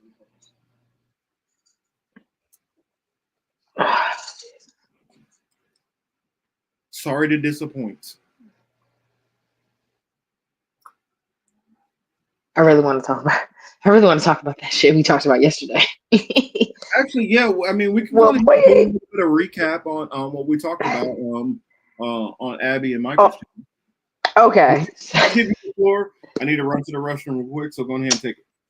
Okay, cool. So earlier in the week, Marcus and I had the opportunity to be on Abby and Michael's show. Unfortunately, I don't know the name of it, but nevertheless, it was a really decent show. Like, it was a really nice panel. And so I was completely blindsided as to what the topic was when I was introduced to it by Marcus. So we both, in a sense, came into this entire topic blind. And so the topic was, should FBA's protest with the individuals who are facing some issues in reference to ICE currently. Now, if y'all have been watching us, y'all know a couple episodes ago, we had talked about this, and y'all heard my stance on it when I was like, well, it's kind of like y'all time. It's like it's y'all time to shine. Like, we had our time. We're going to sit back on this kind of like how everybody else sat back on it. So, you know what I'm saying? It is what it is. And so there was a couple of times in reference to me speaking on that where I was called a racist. Okay. Because I wanted to throw my hands up and be done with it.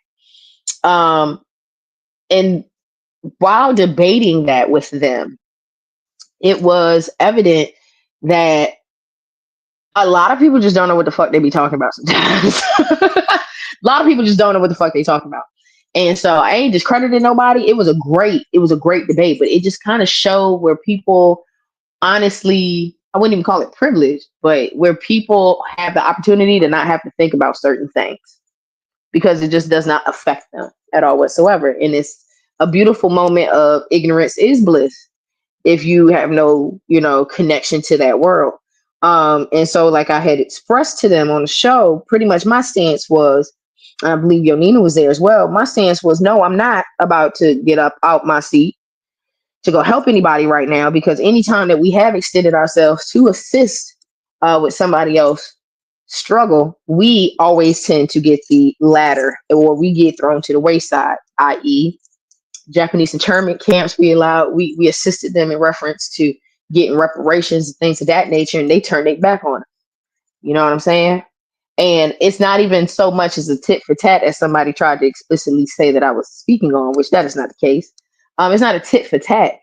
I'm just tired of y'all using me as a resource to always come and bandwagon on us to help y'all with y'all struggle and then throw us at the wayside. And I don't need to go out to a protest and see I don't care about that. That's great to see y'all in colors and in unity. That's great to showcase. That's beautiful to do. But I need them shits on the back end too. I need to make sure that y'all got some grant writers that can help us get some of these, like, you know what I'm saying, these loans and grants and shit that y'all got. Y'all don't ever extend nobody to us. Y'all don't ever put us on game. It's always some gatekeeping ass shit after we've already put our neck out on the line. So I'm just at a point where I'm tired of putting my neck out on the line for other people, and we need to worry about putting our neck on the line for each other. That's all that I was saying at the end of the day. In the process of me explaining that to a couple of people on the panel, one person in particular just had this very laissez-faire attitude, but was definitely headstrong about utilizing our services, if y'all catch my drift.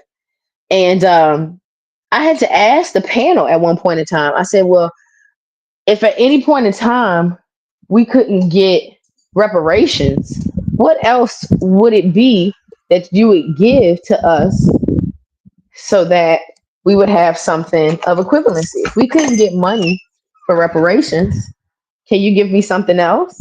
And I asked the panel that, and one girl, and Marcus would bring that one up because that plucked his nerve.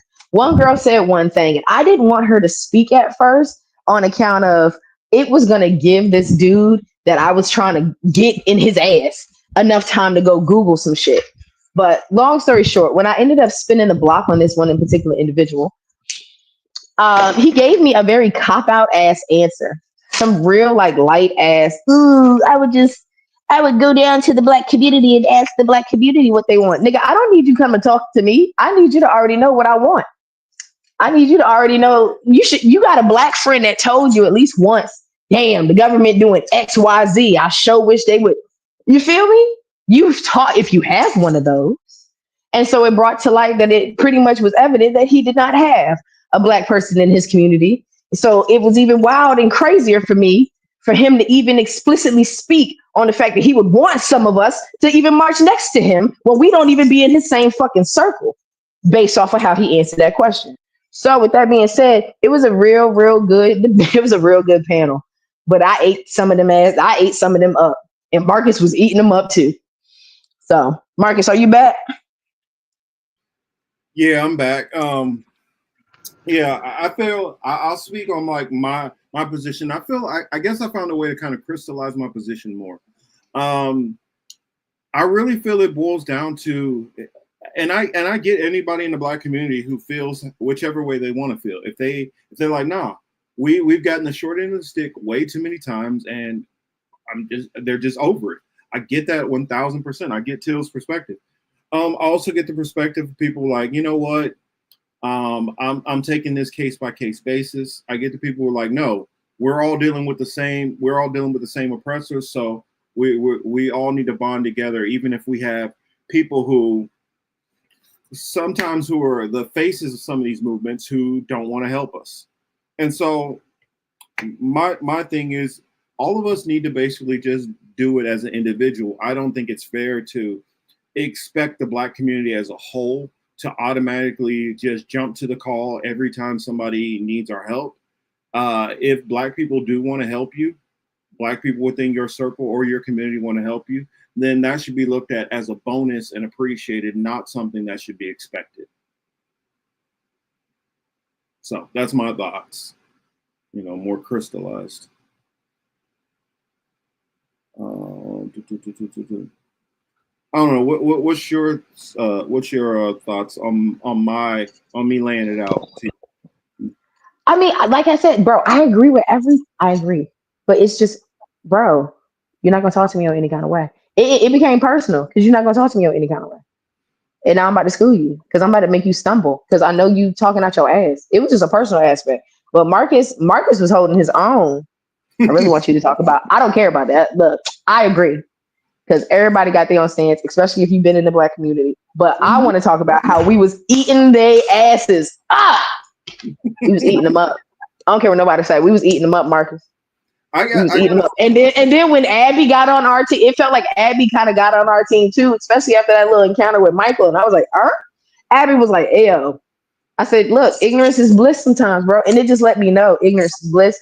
And we talk a lot. We talk a lot, y'all. I just want to let y'all know that. So they be dropping FBI agents and CIA agents in our shit. I just know also when it comes to any kind of conversation on reparations, that's what's always kind of pushed me more away from a lot of the leftist circles and leftist communities, because I realize like there's a lot of people who they might say they got your back, but when push comes to shove, they start trying to put everything as a class issue, this and that. Let's say, for instance, the whole communism thing was able to come about for the people who push communism.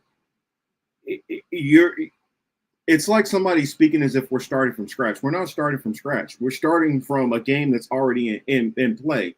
And there's a certain people who have already been wronged and certain inequalities that are already built into the system. And it's not going to be just rectified by switching to a new governmental system. I mean, also, what are you going to do? Literally start stripping away people's wealth as a whole? I don't see how that's going to be tenable. Also, like I talked about with Teal, within communism, it's a two-tier system anyway, as far as to make it on a governmental level. Actually, I'd even say it's probably a three-tiered system, because you're going to have a communism for the average people, a communism for the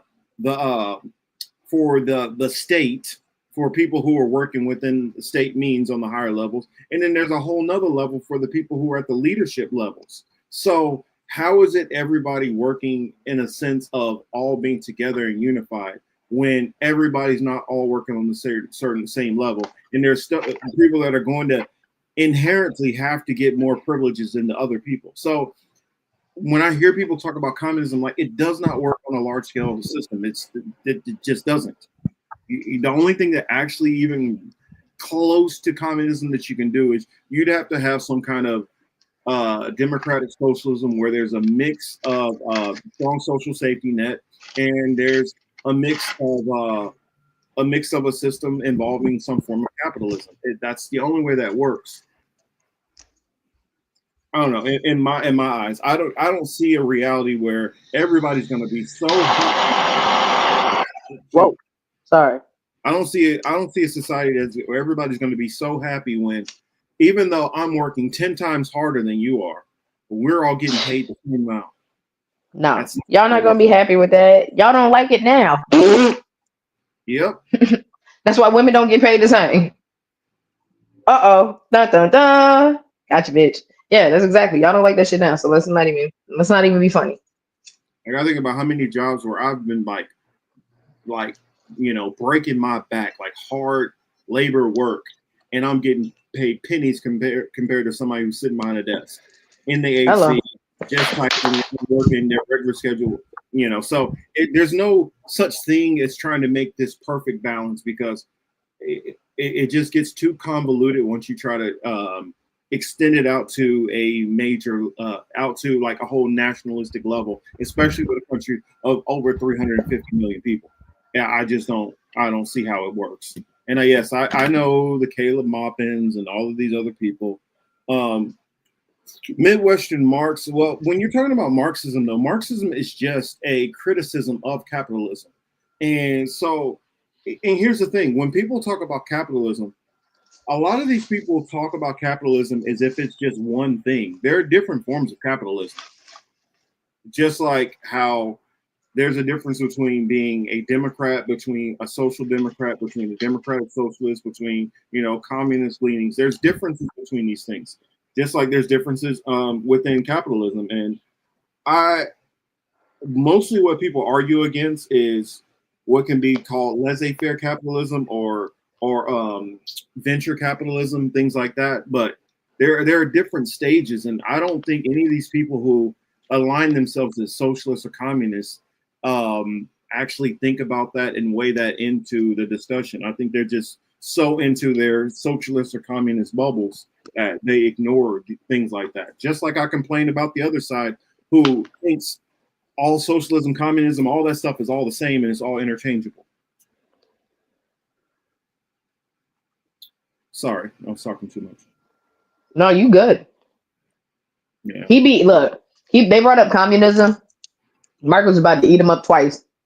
He had to pick his battles. Shit was crazy. Marcus had to pick his battles on Wednesday, y'all. I'm just saying. It was great being on another person's podcast. I know I loved it. I love that debate. Please don't come to me. Oh, you know what?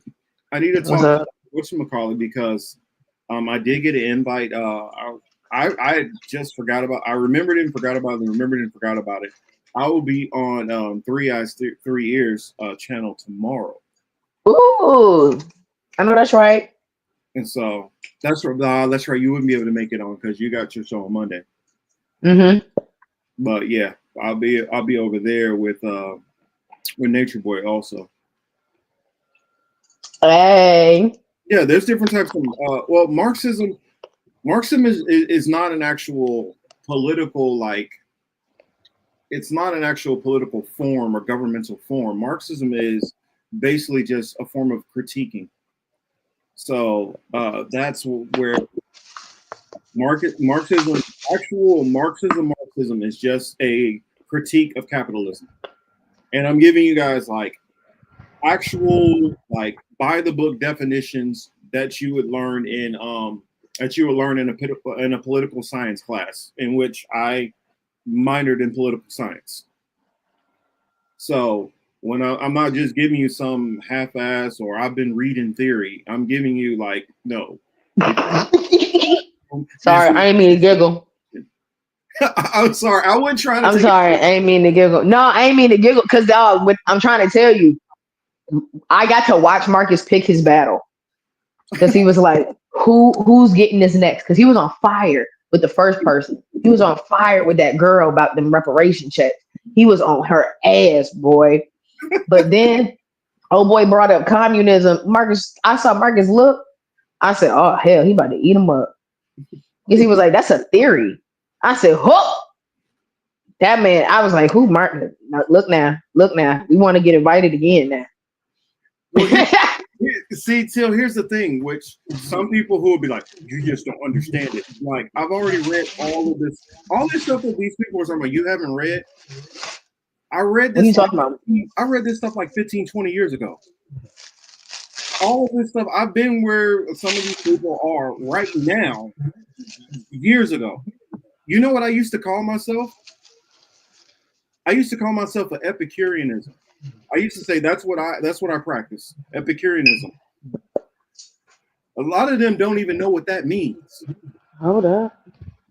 I know what I know what the prefix of that is. I know Latin. Epicurus is derived from a man who basically created the most purest form of communism within a small community. And basically it goes almost to literal tribal beliefs and codes, how a small tribe would kind of govern themselves. And in his belief system, there was basically, you know how they talk about it takes a village to raise a child? That's what they were really talking about. I know that's biologically Till's kid, but as a parent and elder in here, I need to make sure I watch out for this kid. I need to make sure that I'm providing for this kid also, and protection of this kid, and also discipline if need be. So it's like you got 50 kids and you got 100 parents. You get what I'm saying? All you got to work together as if you are a family. Your brother and sister. You take care of everybody. Everybody shares. We all do good together. We all do bad together, and that's full, Epicureanism. And so, but here's the thing: once you start expanding out, the belief system of communism to a large group of people, what happens when you have people who have different religious beliefs, that some of their religious beliefs go against what the communist state wants to do? What happens when you have somebody who they don't have a market value for what job that you do or what skills you provide? Then what? You're trying to create something on the fly, spread amongst tons and tons and tons of people. That's where it gets, dicey. Who pays for socialism? Socialism. Everybody in the society would pay for socialism. That's how it works. There's no government that does not have a form of socialism in it. Are your roads not paid for by your taxes, which everybody pays into? Yes, that's a form of socialism. Is your fire department not paid by everybody in taxes? Yes, that's a form of socialism. Everybody likes socialism, until they don't like it. Until they don't like it, and then they don't like it when it's paid, when it's helping somebody else. That's the thing. When all our money is paid into the government, and a storm comes in and it tears up your area, and the government pays money to fix your area, that's a form of socialism. Now, if your roads are bad in your area, then you need to get on your local leaders to get on top of that. But that's what it's provided for. That's the purpose of it. You have socialism all throughout every government. It's inevitable. Every government is a mix. Mm-hmm. So this railing against socialism, what it really goes into, this whole socialism is bad thing, is really goes into authoritarianism. That's really what the gripes are, whether that's communism, socialism, fascism. It's really authoritarianism is what's the issue and what people are really griping about. It just was represented by a person who espoused the beliefs of one of those different groups. And that could be the same with capitalists also. Okay, you prefer to not pay any taxes. Okay, then fine. If you don't pay any taxes, and let's say we had no taxes, then you have no police, no government, and if any nation wants to come in and take over your nation, then what?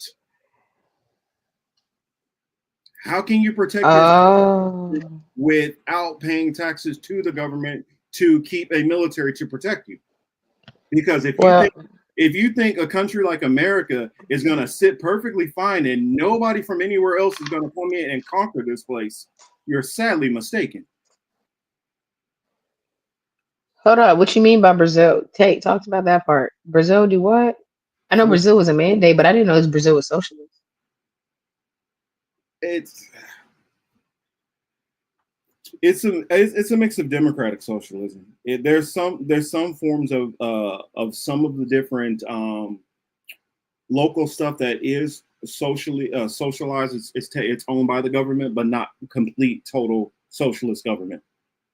See, that's one thing which I learned with a lot of people from the right. They don't know what any of this shit means. I'm not trying to diss people from the right, but most of y'all don't know what none of this shit means. Because y'all been taught the government is bad, government is evil. Screw the government's oppressing me. So you don't take any time to learn anything about any of this shit. I mean, in fact, if the state of California wasn't paying in so much money to the federal government, half of the states in here would be wrecked. Like most of the South is depending on California. While at the same time they criticize California and talk about how screwed up it is. They're being propped up by this other state and don't even realize it. Talk about biting the hand that feeds you. but then there's but that's how it works though. In the defense of it, I just feel like California, y'all were like honestly the pioneers of a lot of shit. We appreciate you, California. We don't hate California. No California hate all the time unless we really got a California hate, y'all. But like, bruh, Portland, California, okay, Oregon, California, Vegas, Colorado, all of those super, super, super liberal states, they're all fucking terrible states. I'm sorry. Oh, I'm not saying they're not. Two things can be correct at the same time. You ain't lying. That fucking place. Good grief. Just like a person can be an axe murderer can be an honest person at the same time. You goddamn right. Yeah, he could go out there and axe people up, but tell you the truth. Yes, I did it. And I did it because of this. Two things can be true. California is a corrupt state. I would say it's a mostly immoral state, and it runs like shit. But at the same time, it does produce a crazy buttload of fucking money. yeah. And then like it still pissed me off, y'all, man. Y'all get all the cool shit and y'all don't appreciate it. That's how I feel. I mean, but that's all humans. Because I mean, if they did the same shit in Virginia, we wouldn't appreciate it either. Well, that's why I say about all different forms of government. Every form of government is flawed and going to have its holes in it. Just like I look at it like this: it's no sense. It's not that any philosophy of government is necessarily wrong or evil. It's how it's implemented. It's how it's used. Can you have a benevolent king that's the greatest king that takes care of everybody? Yes. It's still a monarchy, though. But can you have a monarchy where you have a king which is like the mad king and rules everybody through fear, and it's horrific to live in? Yes. The same thing you have with capitalism. You can have great capitalist government. You can have a horrible capitalist government. You can have great all of this. Now, not communist, because you can't really scale it up, as I say again. But it's not the senses of government that make them bad initially, inherently. It's how they're run. Hey, okay, it's gonna suck, and I'm sorry, but I can't find this anywhere in my memory of brain. Where in the Constitution does it state that we can only have two parties? It doesn't. Okay. Second question. Keep in mind, and whenever I get to this brick wall where I'm not finding where this is like unlawful, let me know. All right, so we can have more than two parties. First off. Yep. Secondly, why don't states do their own shit? Like, why can't a state be a socialist state? Like, why can't Colorado be socialist and Texas be Republican and Wyoming be smartest? And you know what I'm saying? Why can't they do that?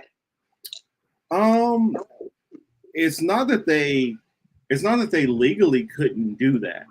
It's just that the one thing that those two parties will do in unison together is they will both attack to make sure that a third party does not step up. Thought so. Because and like this is one thing I try to like. It's kind of dicey to explain. When I say yes, all the government is corrupt. Yeah, they're all corrupt, but they're not necessarily all corrupt the same way. They're not all on the team, all on the same team. It's kind of like you had the Italian mafia and you had the Irish mafia. Both of them are mobs and they're both doing the same thing, but they're not on the same team. That's the same thing with our government. The Democrats and Republicans are not on the same team. They're not all, yeah, Chip, glad I helped you with that. No, that's not what's going on. They're trying to get more money for whatever their pet projects are, and they don't all have the same pet projects.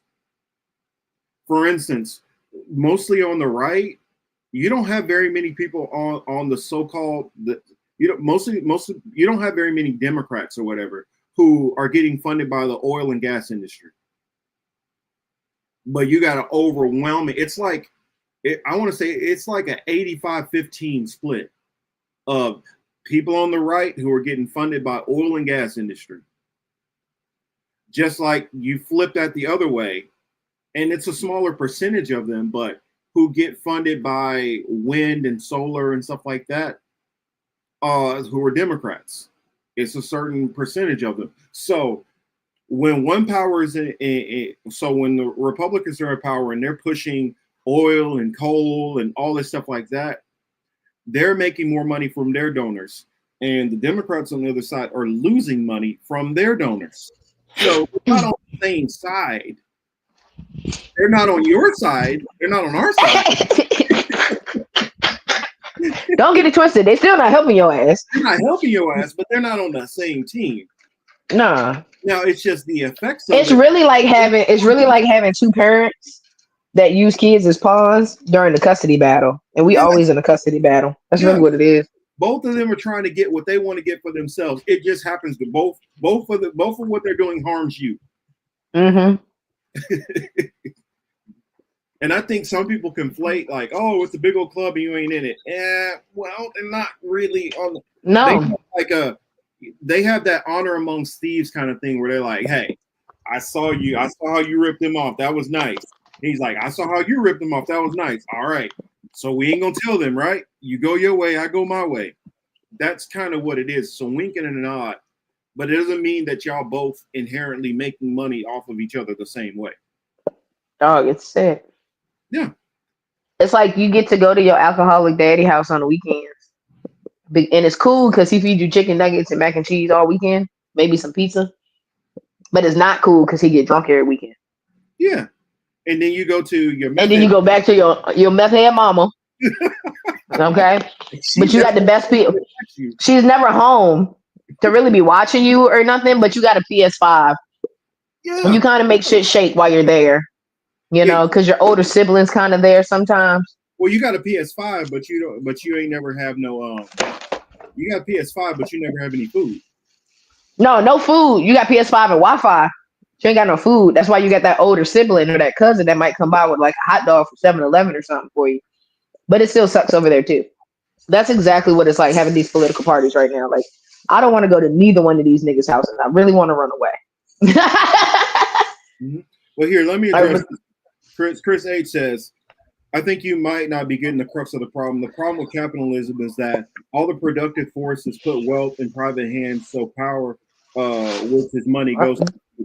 That's not the reason why I disagree with that is because economically, granted, it was pretty racist during this time period. In the 1950s, that was completely capitalist. And you had plenty of people who were profiting, who were doing well in that time period. It's just how the government has changed and decided to do it now. There were plenty of entrepreneurs in America. It was common for people to have two homes and work on a one income family. It was common for you to have people to have money to go and chase their dreams. Honestly, the best time that economically the United States has had for everybody as a whole, it was in the 1950s. So you can't say well, capitalism does this and this and this. That was still capitalist during that time period, and that was better for everybody than any other time. It's just a mixture of capitalism and a strong social safety net. Just like China is not a socialist government. I don't care how much they are communist, whatever. China is not a communist government at all. Because why would you allow so many billionaires if they were a communist country? They're not communists. They're authoritarian, but they're not communists. They're a mixed government, just like many.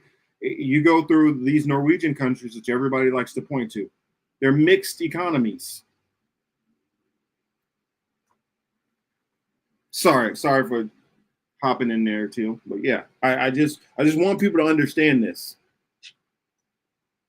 I know you be talking. People think it's communist China, but no, they got a lot of rich motherfuckers. Same thing with Japan. Japan got a lot of rich motherfuckers. Uh-huh. And not to mention, Japan let the Yakuza run rampant. You know what I'm saying? Like, that's their government, to be honest, the Yakuza. By the way, are there any people that would rather just be ran by, like, I don't know, the mob or something? Like, would you rather the country just be ran by some mobsters or something? Like the cartel? I mean, that happens in some of those South American countries. Yeah, that's what I'm saying. How are they doing? They live in the favelas. You know? How y'all doing? Y'all like that? Yeah, I mean, I put it this way: when things start getting out of whack in this country, is when they start cutting the taxes. Because at a certain point, any money that you made over a certain amount got taxed at like 91%. What the CEOs did in that time period is they reinvested that money back into their corporations. They gave money back to, okay, well, we need to do some renovations in this building. We need to buy new equipment. We need to give. That's when everybody had pensions and things like that, and you had good private health care. when they started going to the Jack Welch school of greed is good, and they start worrying about shareholder profits, that's when they start cutting away and cutting away and cutting away and not raising wages and all those things. You have plenty of people under those time periods that they made enough money stack aside so they can start their own businesses. And they can do You can't even think about doing that shit these days. There was upward mobility, which is gone now. Ain't even think about doing no shit like that. That's crazy. Well, Dingo says in the 50s, thanks to exploitation of imperialism in developing world and colonies. No, was it? That was something that was existing separate. You didn't need to be, because in the 50s, most of the products were made in America still. You weren't profiting off of other countries to do that. Now you have corporations which were doing that on their own, and that's a whole different other argument.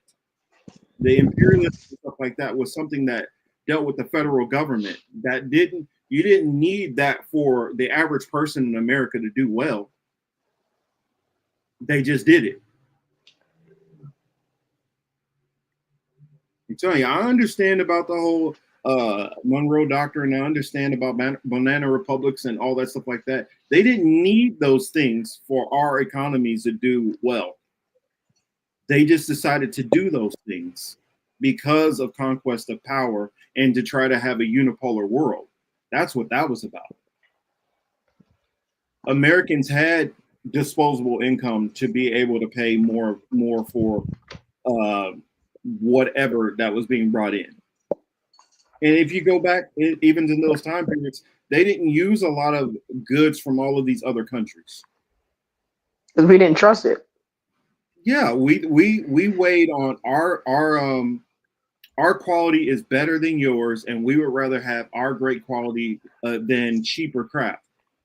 Yep. I mean, y'all, I think a lot of people are conflating mentalities of today and looking for the cheap because people have less money, and that's the reality we're in now. That is not how it used to be. I mean, you know how many American kids used to go like backpack to Europe after they graduated. Actually, you know how many had class trips that would go to Paris and stuff like that? That was like very common. You want markets, not capitalism, and the capital market. But you're talking about markets. Markets was not a big thing that affected the average American. Most average Americans didn't deal with the stock market. Stock market was very isolated to a handful of people.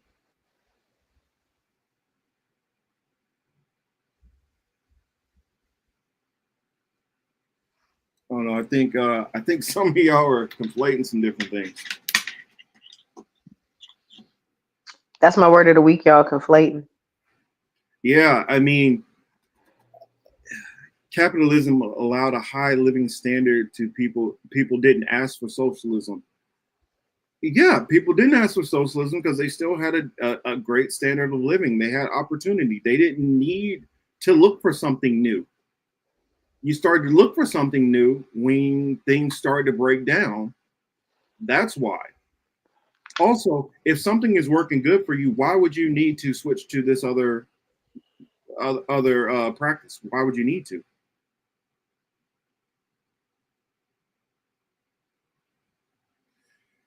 Hersey says, if you recall, FDR said he saved capitalism. The capitalists compromised with the working class. That's why things are better in the 50s. The capitalists were compromising now. Well, the reason why things went bad, is because they started taking off protections. They started taking off protections which were put in place to keep the capitalist governments in check. When they started repealing certain things, they started playing dangerous games with the stock market. That's how they got into that predicament.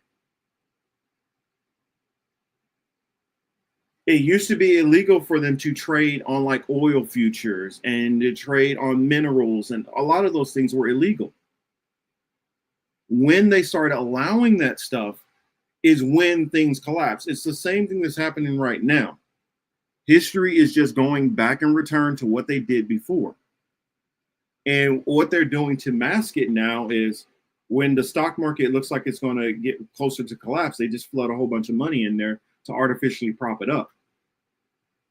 That's the only thing that's changed. Now they switched back into what the robber barons are doing now. You got to look at the whole weaving on how things have changed, and there's so many legislation that I don't feel is being factored into some of these assessments. But anyway, we went way off topic on all that stuff.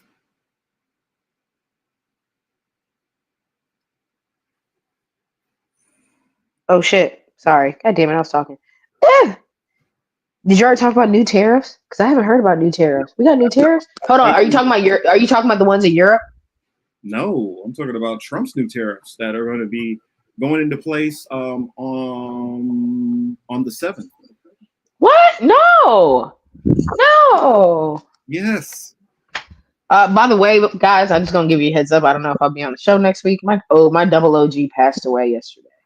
And I got to go back home. It's okay. She was 100, so like, it's my ego more than anything that hurts, because it's selfish to say I wanted her to live another 100 years. Because like, but like, nah, she was good. Like she good. So like, just want to let y'all know. I just don't know when the services are, so it's going to be sometime next weekend. Mm-hmm. So just giving y'all a heads up. But nevertheless, new tariffs on the 7th. What the hell, Trump? What did you talk about? I'll throw this one thing out there. A fully socialist government was the USSR, and y'all just talked about that collapse, and that happened to the stock market. So it shows you whether capitalist or socialist, there's no protection from anything collapsing in any form of government, especially when the stock market comes in. So that's my last word on that. But yeah, new tariffs are coming in. The fuck for? But if y'all ever want to have a debate on this, I'm fully happy to set up a debate one-on-one with everybody in here, and make sure you have your PowerPoint and your facts together, because I'm going to bring them. Set it up for next Sunday, since I ain't gonna be here. No, y'all pull up. Actually, I don't think we probably won't have anything next Sunday unless I do a late show, because Jose will be in town. Got you. My co-host from Hebrew Apologetics. Mm-hmm. Yeah, he's flying out from South Florida. Oh, that's lit. Well, y'all have fun. Well, oh yeah, I'm gonna show him the sights, take him around, have a good time, and so I don't know. I may do one Sunday. That's Sunday later in the evening. I don't know. I'll see, because I don't think I'll be taking him to the airport till like noon, and so I don't know. I might do something for like 3-4 in the afternoon. That'd be lit. But just to have him on show too. But yeah, if y'all trying to get busy with Marcus on that, I'm just saying, it sounds like you know what the fuck you're talking about. The way he was eating people up on Wednesday. I'm correct, because he was eating. Boy, it felt so good to be on a show, and we pop in like the Men in Black, low key. It shit was lit, y'all. I got to show you some of my debates. I miss debating people. I do, honestly. That shit was woo, child. After I was listening to Marcus, I said, "Oh the Lord, Lucy done asked for the wrong." I said, "Who invited us on the show? Because they gonna never let us back." They're gonna have us back. They love us. I was just like, they got tough skin though. We're on. They do. Somebody know the name of it? What was it called? Abby do. Actually, Yonina, could you put it in the chat? Because my Lord, hey, Yonina was on there too. Yeah, Yonina was up there. It was crazy. I was like, these Marcus. I just knew it. I said, "Oh Lord, they never gonna let us back on this show. It's gonna be the last time we get to go somewhere." I did have a debate with there's two or three people I've debated that they no longer have channels anymore. So if you don't have a channel, that's good, because you don't have to worry about losing it. Well, it's not like I made them lose it. Like, I want one of the dudes he used to have a prominent channel. he like just gave up like podcasting. Like he literally didn't do another stream after that one. And yeah, Teal, that happened. I'm just saying, I got it because I was like, I was about to Marcus, I was gonna lay into their asses. I was like, what the fuck? Because I wanted to get a Lucy ass about that 1 point whatever bill she was talking about. I wanted to, but you had her. I was like, yeah, Marcus got that one. I said, I'm back on Bad Cookies top because like, what the fuck did you just say? Cop out ass answer. I would go down to the black community and ask the black community. What? We don't want to fucking talk no more. We've been talking for 400 years. I'm like, you ain't heard one thing? Especially when I know what the California budget is. California budget is over 228 billion, roughly. So round up, it's roughly 230 billion. If you said $1 million for every black person, and I'm not even talking about who would be ADOS or who would be FBA or whatever. If you just did to all of them, even considering a lot of different black immigrant population, even included, we're talking about around 700, 800 million. That's not even a dimple in that's only that, and that would be paying all of that in 1 year.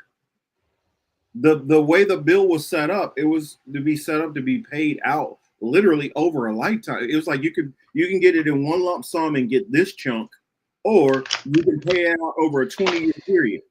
I'm JG Whitworth. I want my money. I want it now, bitch. Fuck you talking about? But see, that's the thing. A lot of people talked about that and they didn't know the ins and outs of any of that shit. Well, that lets you know that a lot of motherfuckers really don't understand the lottery when it comes to like the lottery. Like people don't understand that you can get a lump sum, they're gonna take a little bit of it, damn. Or you know what I'm saying, you get it paid out over a little bit of time, they take a little less, but damn, they still gonna get days back. They're gonna take more than a little bit. You get a lump sum. Oh, they're gonna take like half. Shoot, I've seen up to 60. I've seen upwards to 60%. I've seen like depending on the state, I've seen 65%. Oh Jesus. Yes. So let's know what we talking about here, people. So that's why you break that shit apart. I'll be like, because I'm like, yeah, nah, they gonna get their money back, like for real. Give me mine over a 5-year period. How about that? I won't get it all at once, but I could take some hits on the taxes a little bit here and there, but I'm not taking half. You're not taking half. You're not. I can't even let that. I can't even let that kind of shit fly. That's why I couldn't do a lump sum. No, I would never do a lump sum. And when I hear people say like, if they were to get, man, if I was ever win a lottery, you gonna give my shit? Hell no, nope. If I won $100 million from the Mega Million, I need that shit over the rest of my life. And the thing about it is, you can literally put that in your will for a family member or something to continue to receive the rest of that money. Yeah. So if you feel like, well, I'm not going to get all my money, well, yeah, but you could pass that down to a family member. Now you got generations. People don't understand that, which is unfortunate. Which is one of those things. Which when we go back to that conversation that we had when it came down to me listening to these motherfuckers not know a single fucking thing, but you want to ask for my assistance and some shit. That's the point that pissed me off. Like when I went to sleep on that shit, Marcus, I was like, damn, I could have ate his ass up and be like, bro, you got a nerve to call me a racist. You sound like a timid racist your fucking self. You sound like somebody that just so hands off on our fucking community, but you so quick to fucking ask for us. That's kind of weird to me. And it was like, you couldn't tell me that you would give us free education. You wouldn't tell me that you would give us like nothing. You ain't had shit in the arsenal. You had the bandwagon off of the white girl saying the damn goddamn land. Like that shit blew the fuck out of me. I was like, you didn't have it. You what? We gave you a good 10 minutes to fucking Google some shit. Cause like we need opportunities to be able to teach our fucking kids something about generational wealth. Yeah. Putting that money in a trust, being able to write a will, skipping probate. People don't even understand what you got to do that. If you put your shit in a trust, you're gonna skip probate. You ain't even got to deal with that fucking shit. As long as you decide to figure out who's gonna be the executor of your life when you die. Hurry up and do that shit. Yeah. Because please pick somebody that can speak on your behalf that's going to make sure your shit right. Be out here giving it to fucking Uncle Junie. Uncle Junie done smoked your fucking house away. Stupid. How ironic you said that, because that's literally what happened with one of my uncles. My grandma's spot. Yeah, he got the house was completely foreclosed on. He wouldn't pay the taxes on it. That was like $300 a month. So basically, you have a 4-bedroom house. I'm doing my math. Is that 4 bedrooms? No. You had a 5-bedroom house. 2 baths could be converted to 3 baths with the one in the basement, and land right next to it, and you lose all that because you don't want to pay $300 a month when you're getting $4,000 in disability every month. See what I'm saying? Now you got to fight Uncle Junie because he out here smoking the fucking house up. It's crazy work. And then have the nerve to be like, I don't smoke crack. I smoke opium.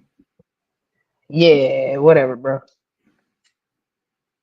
Sorry, that's still touches home. See? But that's the point I'm trying to make. We don't have no opportunity to fucking. Not everybody need to be dealing with Hunter Biden and their family. I just sent it to you too.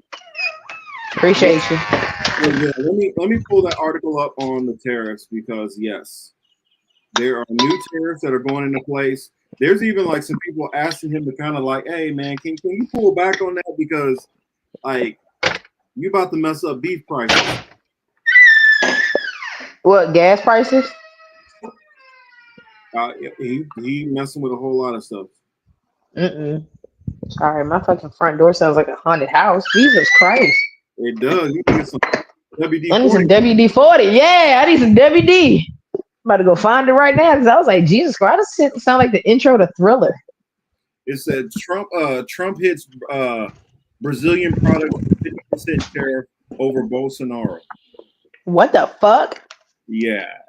So says products imported to U.S. from Brazil, including almost a third of the supply relied on by everyday American coffee drinkers, are subject to 50% tariff beginning Friday, not because of Brazil's trade policies, but because of President Trump's relationship with the country's former strongman president, Jair Bolsonaro, and because of the actions of the justice of Brazil's Supreme Court. So basically, because Bolsonaro, he's being charged with corruption and a couple other things.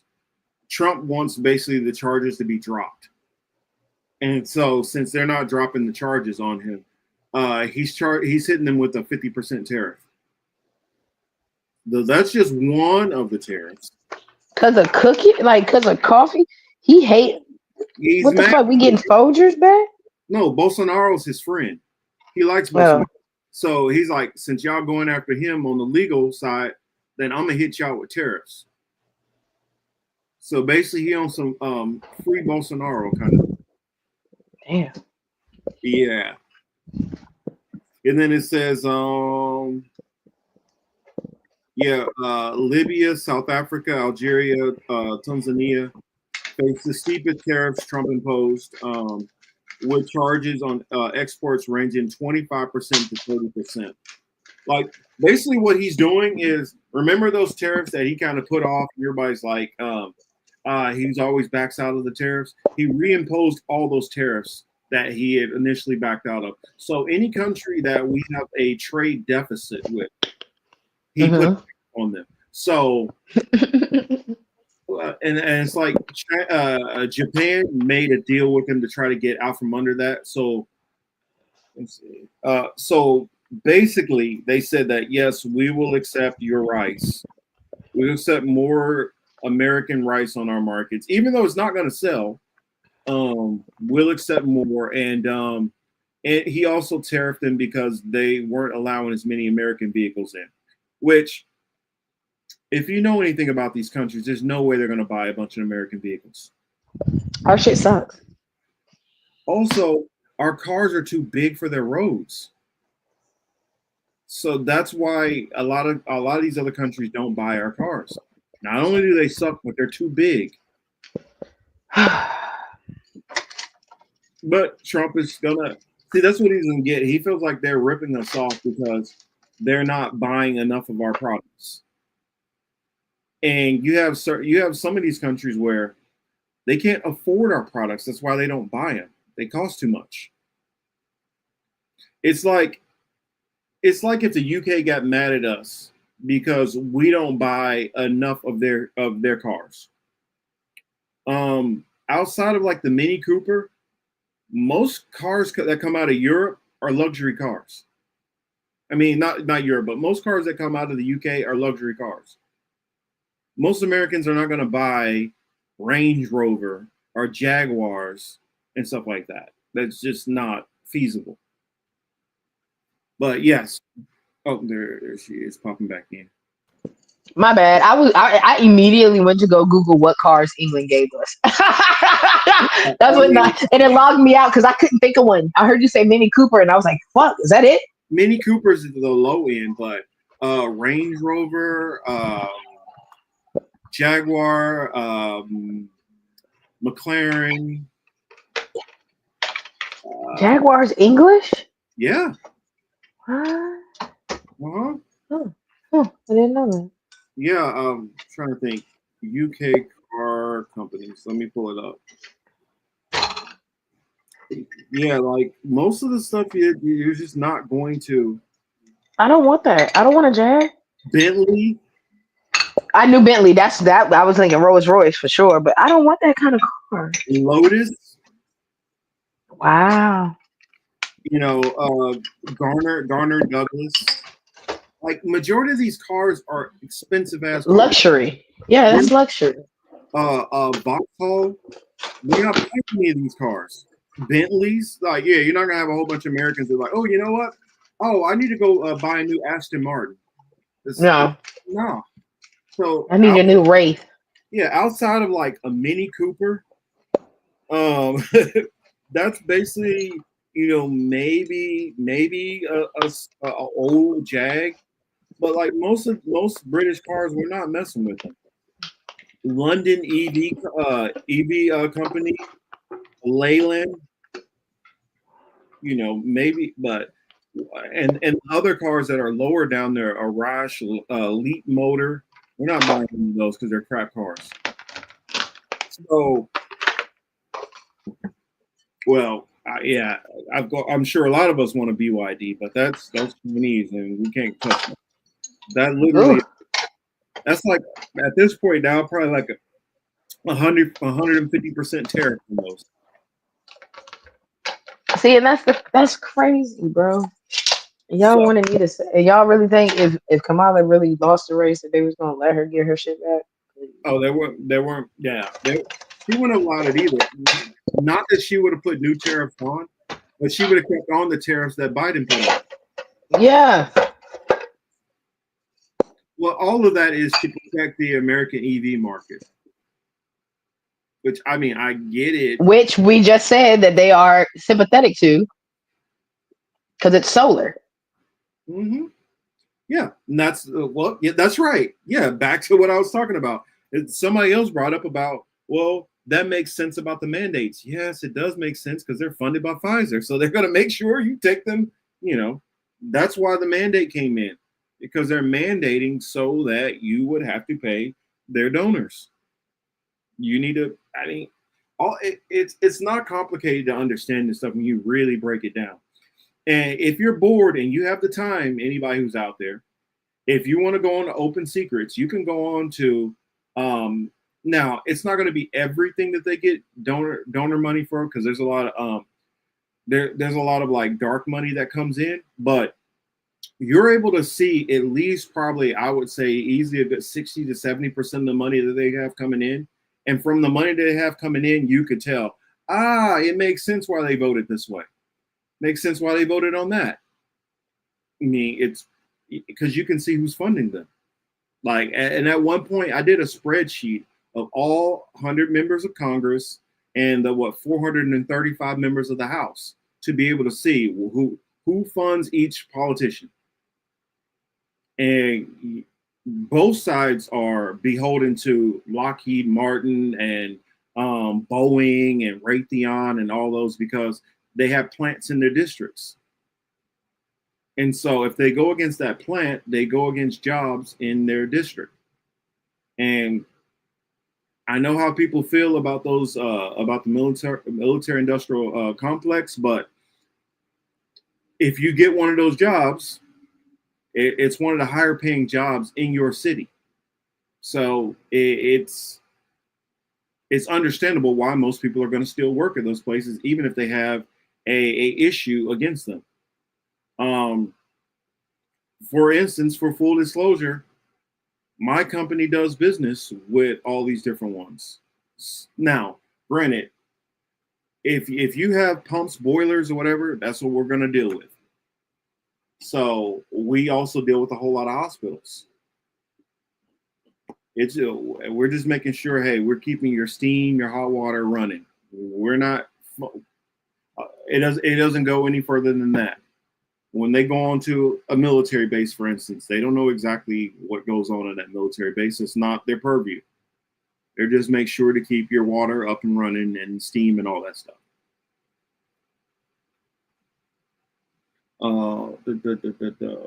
So yeah, that was the thing on tariffs. We'll see how it's all going to shake out if he keeps it on and keeps it on. We'll see. Because I mean, Trump be on his shit. Well, you know how they say Trump is chicken taco. Oh yeah, I have heard chicken taco. I mean, we'll see if he does chicken taco or not. So, on to the next note. Trump also. Trump has sent some nuclear subs over there right off the coast of Russia. Kremlin. Yeah.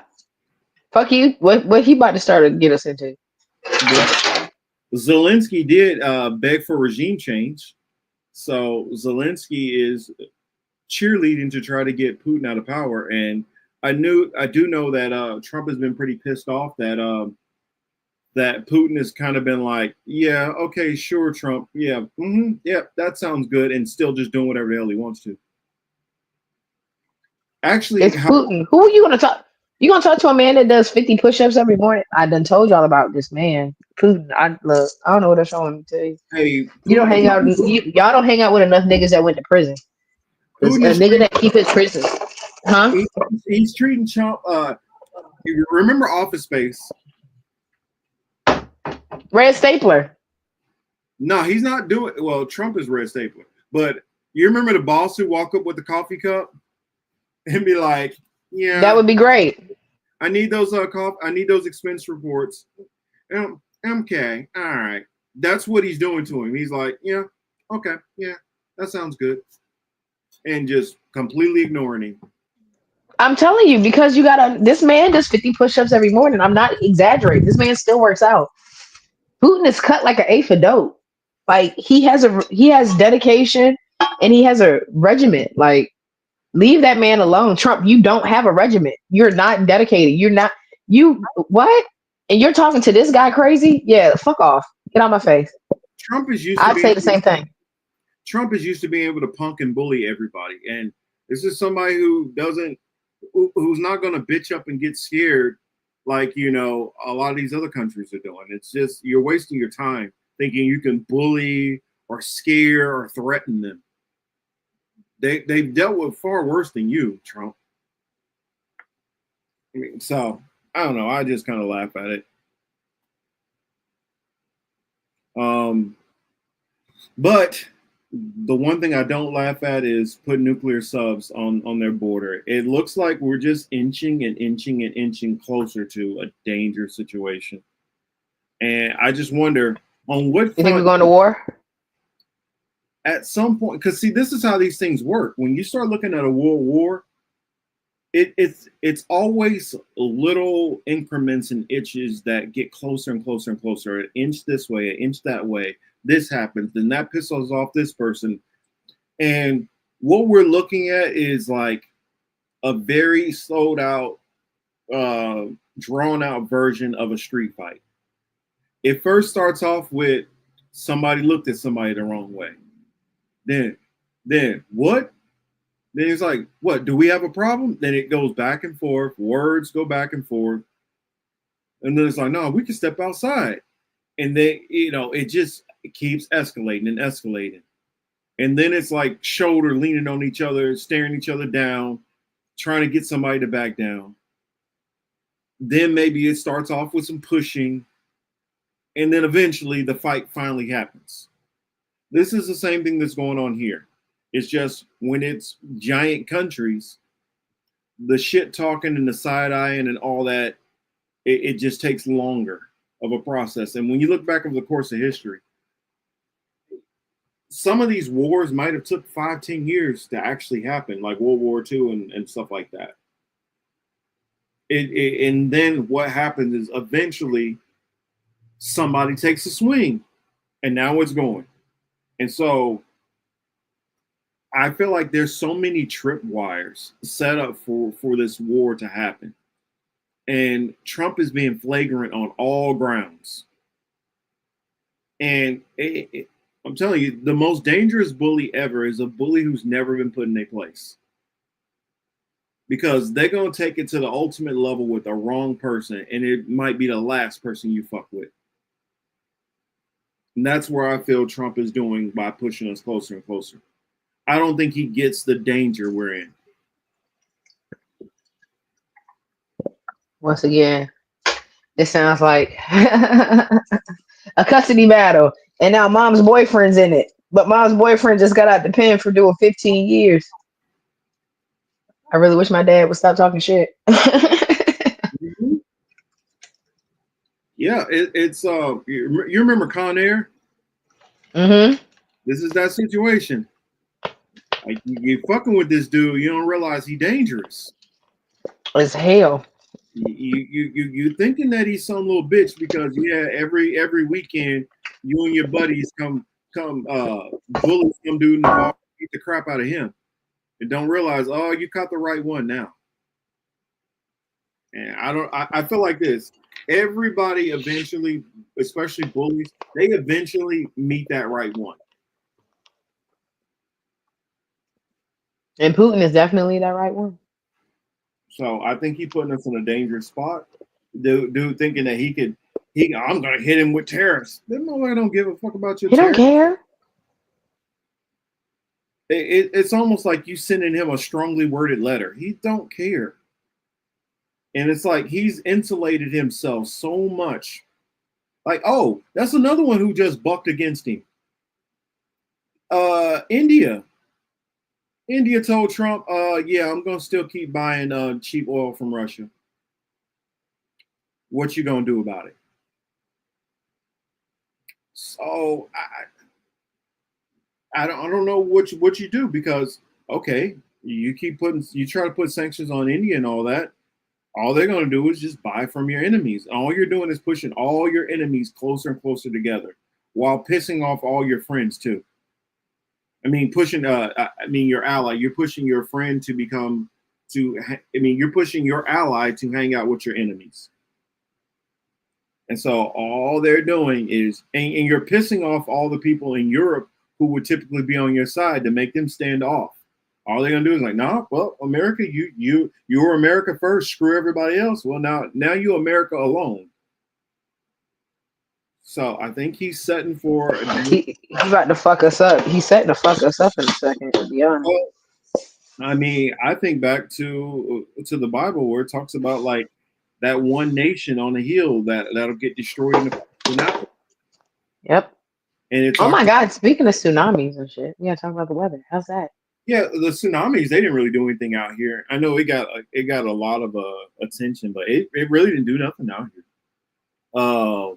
I did hear about the little small earthquakes in New York. Actually, we had an earthquake out here too. I was at work and people were like, "Did you feel it?" Like, nah, I didn't feel it. Did you feel it? And like one person in the office felt it. Nobody else did. So they just wanted to say something. Don't believe that person. I mean, it was on the news that it actually did happen, but it was small enough that nobody felt it. Exactly. And y'all got one person that said they felt it. You're a liar. Shut up. You just want to say something. Yeah, you ain't feel shit. The rest of the building didn't feel nothing, but you felt something. Yeah, all right, whatever. Shut up.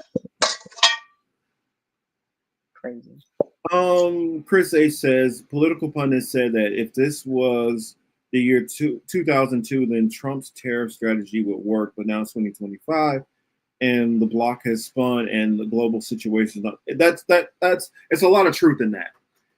If he had done this strategy years back, when there was still more manufacturing in America, and there was less manufacturing in all these other countries that we depend on, we could have very easily pulled a lot of manufacturing back to the States, but we've shipped more and more manufacturing out of the country. Some of that, part of Trump's, what was it, I keep wanting to say UCMJ, but it's not, UC, something like that.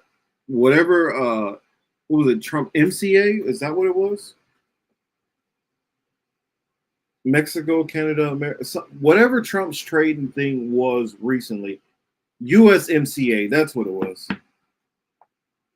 Even though that's why it was throwing me off. I'm like, not UCMJ, not US Marine Corps. Like, yes, USMCA. More of that shipped more and more manufacturing into Canada and into Mexico. And you've completely eroded like our manufacturing base. I mean, we saw it during COVID when they couldn't even pop out masks.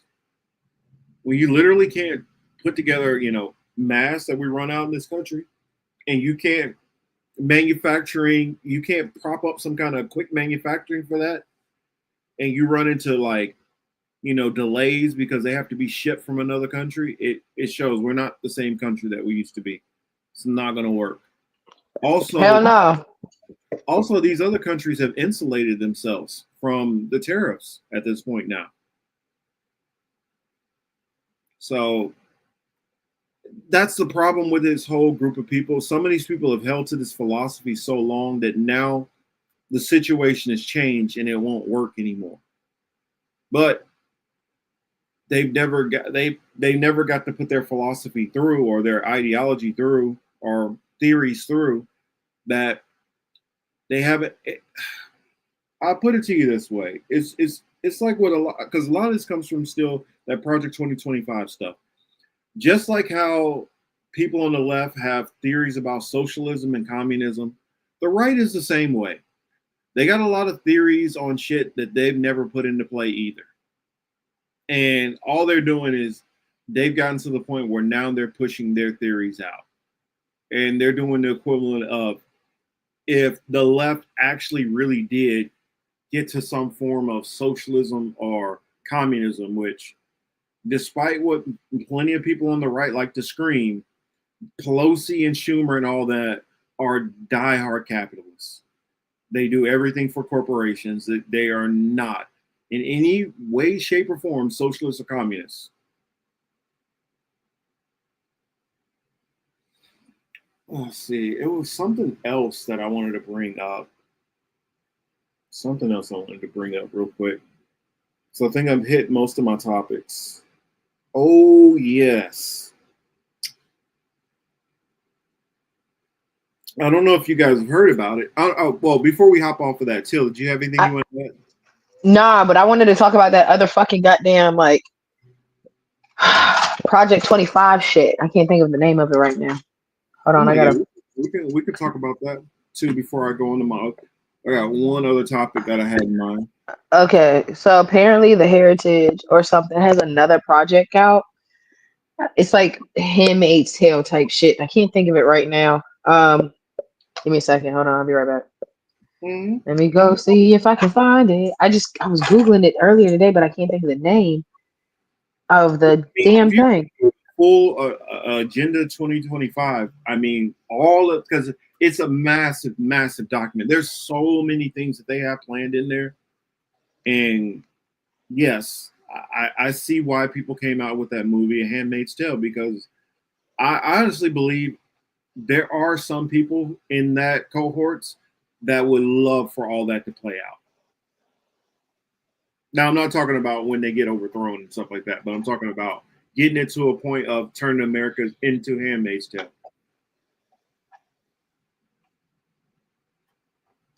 Well, which part were you thinking about in particular of it?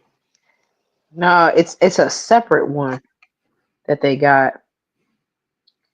No, it's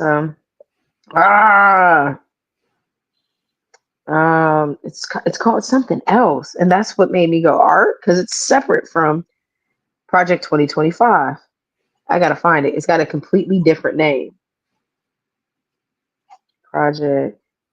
It's like It's like Project 2025 spinoff. If this has got to be a TV show. There is an Agenda 30. No, it's not that. Heritage Fund had this other one. Let me see if I can find it on my Instagram. Give me a second. I'll be right back. Because all of those different groups do have their own separate things that they're working on. Because Project 2025 is not only Heritage Foundation. It's a bunch of different conservative, think tanks from the right who are all involved in it. And so they basically all got together and teamed up to put all of their ideas crammed into it, and that's what it is. Project Esther. Project.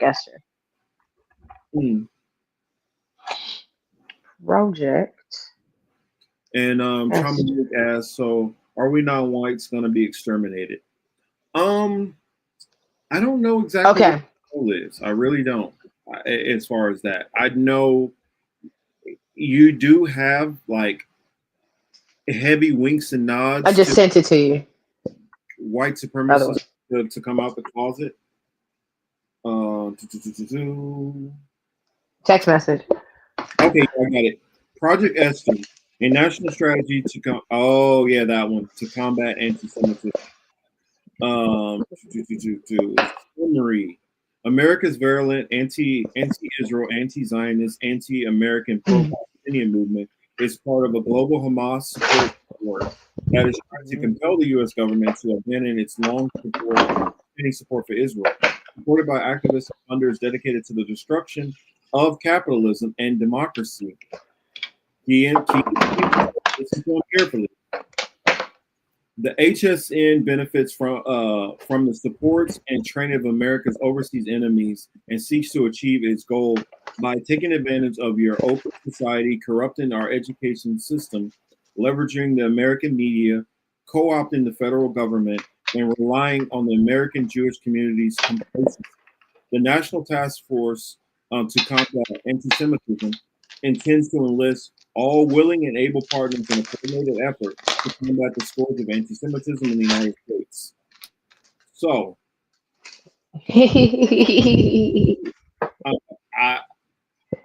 it's one thing that I remember I used to hear a lot of like Tea Party people back in the day, for those who remember the Tea Party. And the Tea Party was like, see, Obama, he's building all of these camps. He's building camps everywhere. And one day he's going to come and round up all the conservatives. That's what they believed. Then what we started seeing is all these camps that were built. You know what they basically have used them for? They've used them for undocumented people. And that's the right that's been using them. Mm-hmm. That's always the funniest thing. Everything that is seen, a lot of people on the right always assume that it's the Democrats who are doing it. They doing it so that you don't look at them while they using it. Exactly. They're building it up, telling you, oh, it's watch out for them over there. Because they know all they got to do is say Democrat and they got you going. Yep. Next get to turning. Yep, you're never gonna look in their direction once you hear Democrats because you've already internalized everything evil in the world is all because of Democrats. Even though in other countries there are no Democrats. Somehow you've just determined that this is everything bad is all on one party, and your party never does anything wrong. I mean, it's almost the same mentality that you have with Israel and the IDF. Like, you know what? Everything is Hamas. Everything is the Palestinians. Nothing is ever their fault. No, and that shit's terrible because I feel the same way. Because I'm like, dog, these people getting yoked the fuck up, bro. Y'all won't. That's all y'all hear. Hamas, Hamas, Hamas. What about the other niggas? They can't be the whole country. Well, that's what's mind-boggling to me about this. You're telling me Where did it say?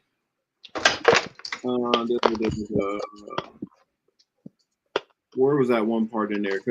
Whoa, this is part of a global Hamas support network.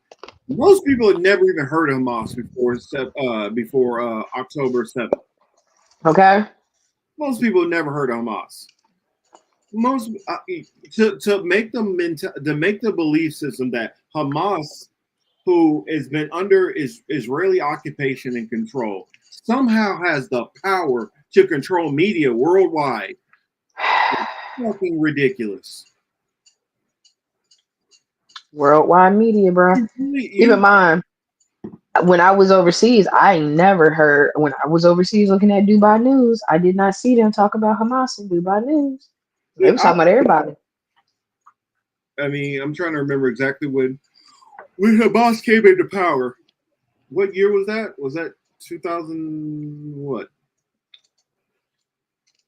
20, what is shit? It's 25, what? 22? 23? See, when did Hamas take power?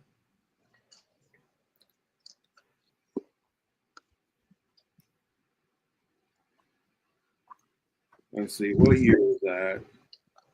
I know, right? When did these niggas get in charge? So they took power in 2007. 2007?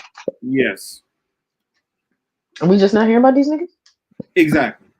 We just not hearing Ooh, that's a stretch, y'all. That's a stretch, y'all. That's a stretch. You saying somebody who just took control of little bitty ass Gaza somehow now has worldwide power and they can't even stop Israel? Hello. That's crazy. They don't have air defense system or none of that, but somehow they've got over here and they now control our media. Really? You know? How do they control our media when our media is heavily tilted towards Israel? Hello, thank you. When all the people that control the media would not be letting them control the media.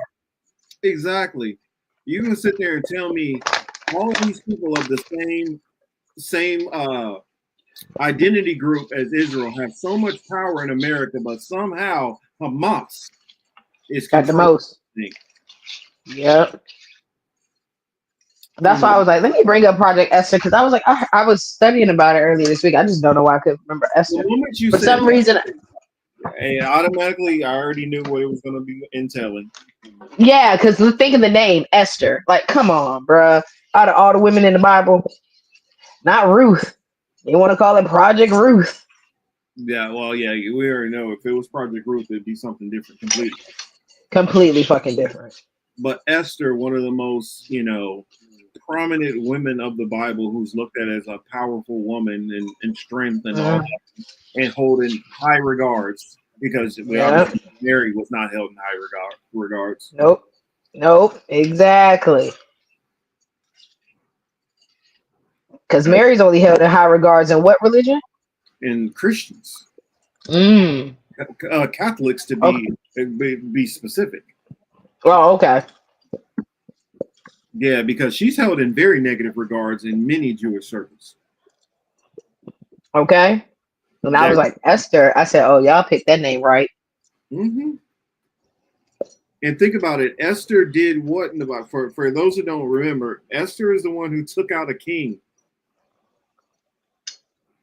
Took out a rival king. Yep. How ironic. Wow. And they try to make it, oh my God. It's so Come on, dog. That's what I'm saying. Come on, dog. You see what I'm saying now. Like literally, the Israelites were in captivity. And Esther is the one bringing them out, helping them get out of captivity to take down and slay this evil king. And yet you're trying to make it like you got this from captivity. Come on. It's just so nonsensical. How we're trying to help these people. Are we trying to help these people, Marcus? Even though we have the power, we're the victim at the same time. Hello.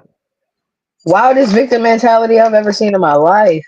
Yes. But that's that Jewish guilt shit, bro. I remember my grandmother used to use that shit on me. She learned it from some Jewish people, but that Jewish guilt shit, that shit is real. It hurts me more than it hurts you. Even Yeah, that you, wild Jewish guilt shit. Like, oh, I'm you, doing but it for the betterment of you. I'm trying to save you from some shit. What? Let me fall then. If this is what it feel like, golly. that's wild work. You know, trying to tell me Yeah. that. I mean, also, how many Palestinians do you see? Not even Hamas, just Palestinians in general, who are working in the media. Help. How did they get power in the media? You telling me like what? You telling me what Anderson Cooper, Wolf Blitzer are somehow taking a secret paycheck from Hamas? Is that what you're trying to tell me? You trying to tell me the BBC is secretly being paid for by Hamas? That somehow Zuckerberg is influenced by Hamas?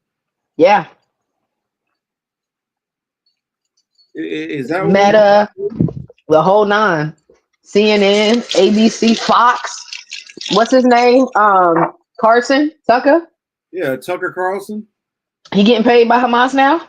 Yeah, Ben Shapiro's getting paid by Hamas. Shit. Is that what you're trying to say? Like really, who is it? Who is it that's meant? Okay. Is it TikTok? Is that what you're trying to say? Not the China. China's getting paid by Hamas. Like, it's just foolish when I hear this shit. Instagram, that's what it is. Instagram is a bit of Hamas.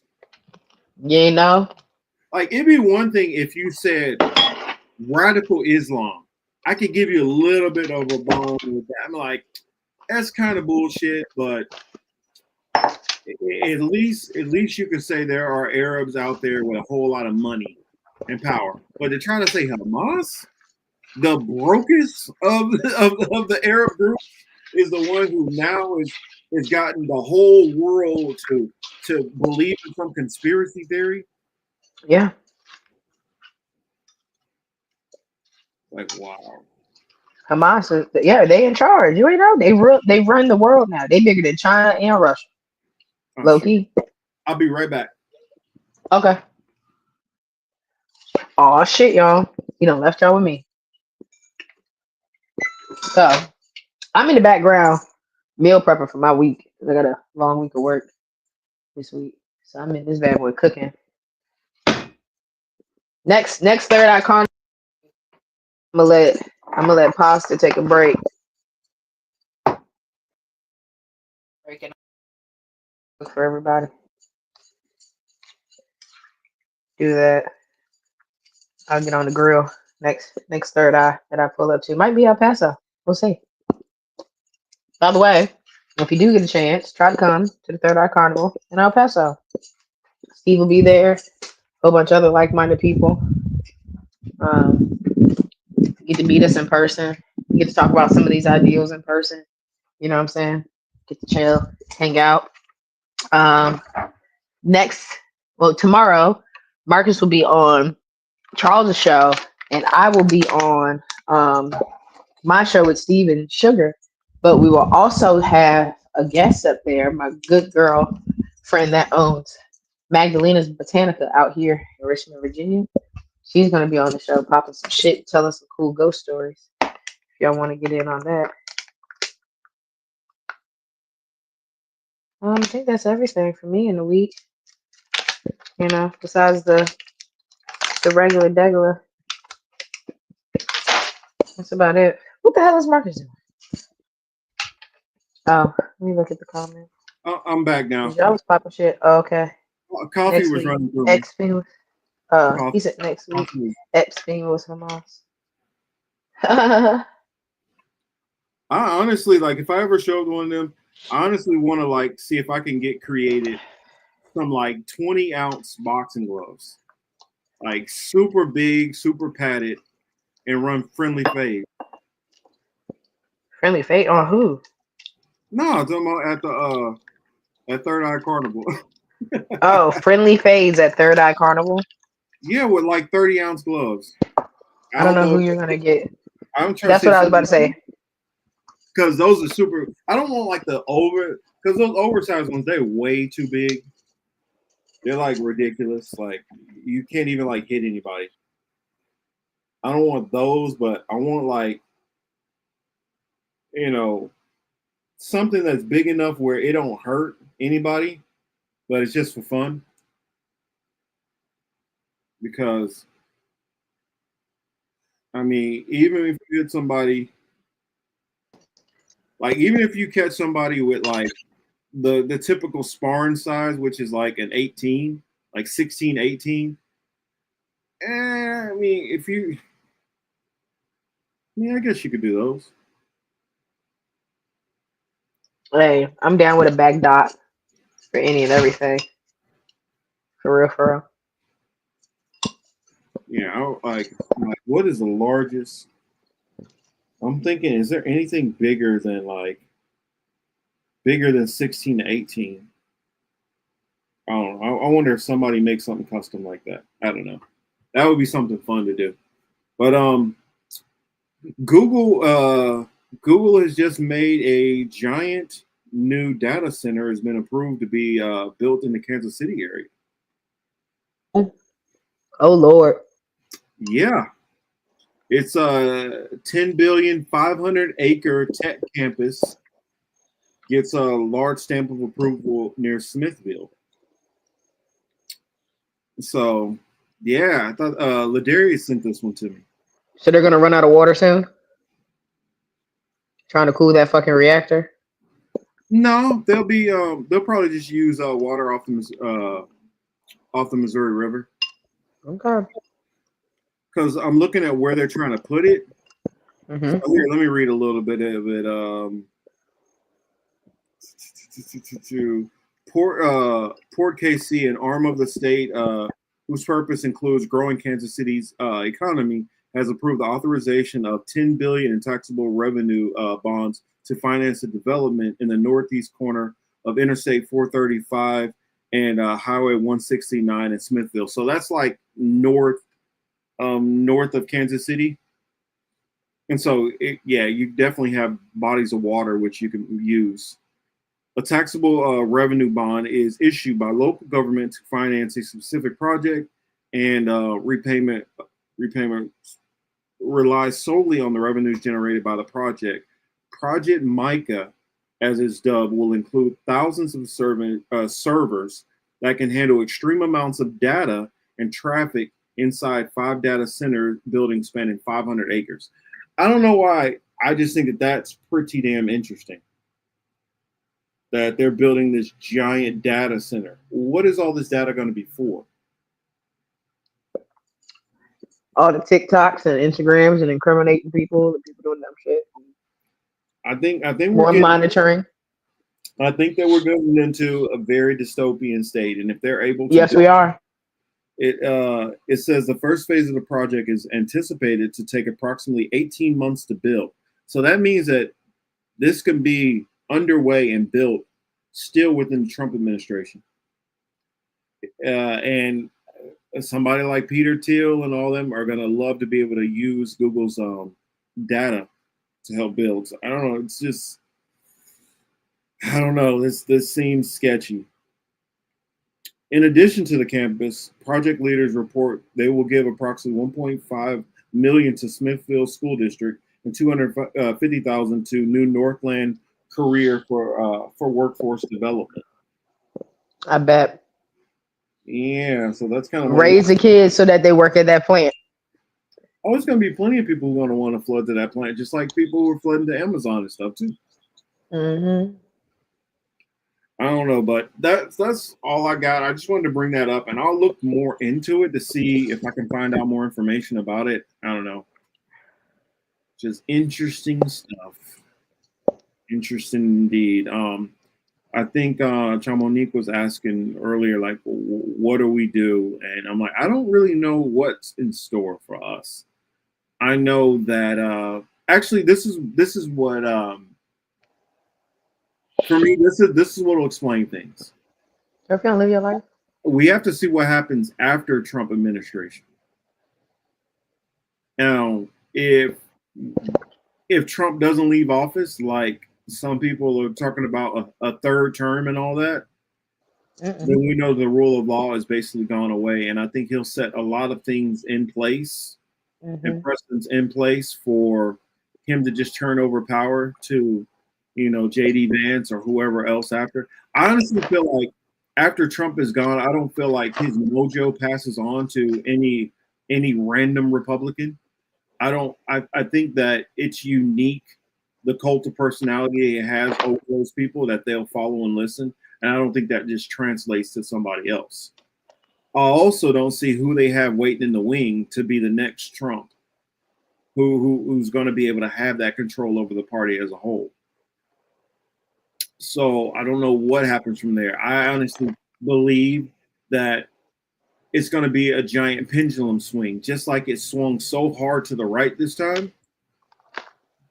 It honestly never swings hard to the left. I mean, it just swings. It's kind of like it's kind of just swings back in neutral. Yeah, it switches back to neutral, and then it's going to swing even further and further to the right, just full on fascism until it's what it is.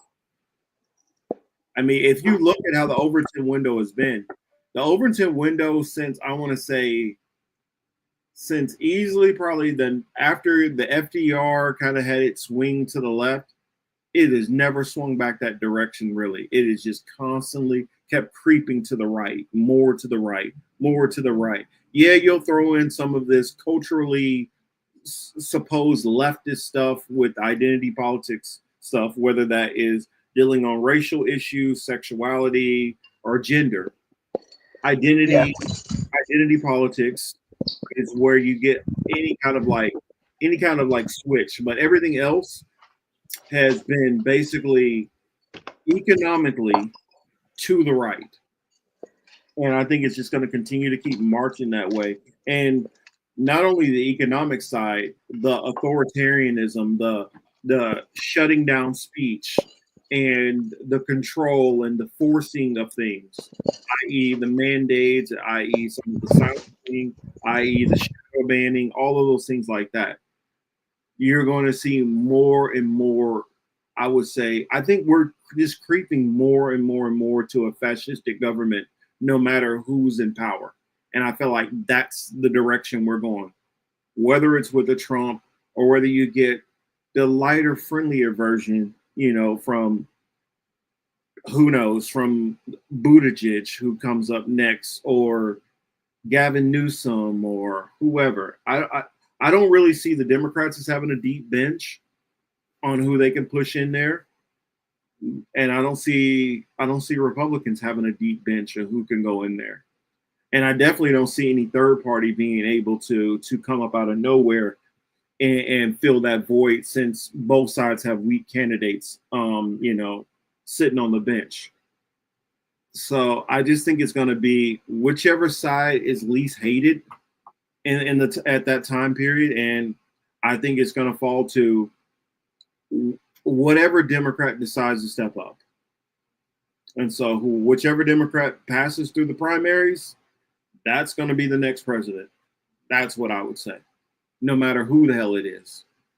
So could we be facing a President Klobuchar? I don't freaking know. But I honestly think that Kamala says she's not going to run again.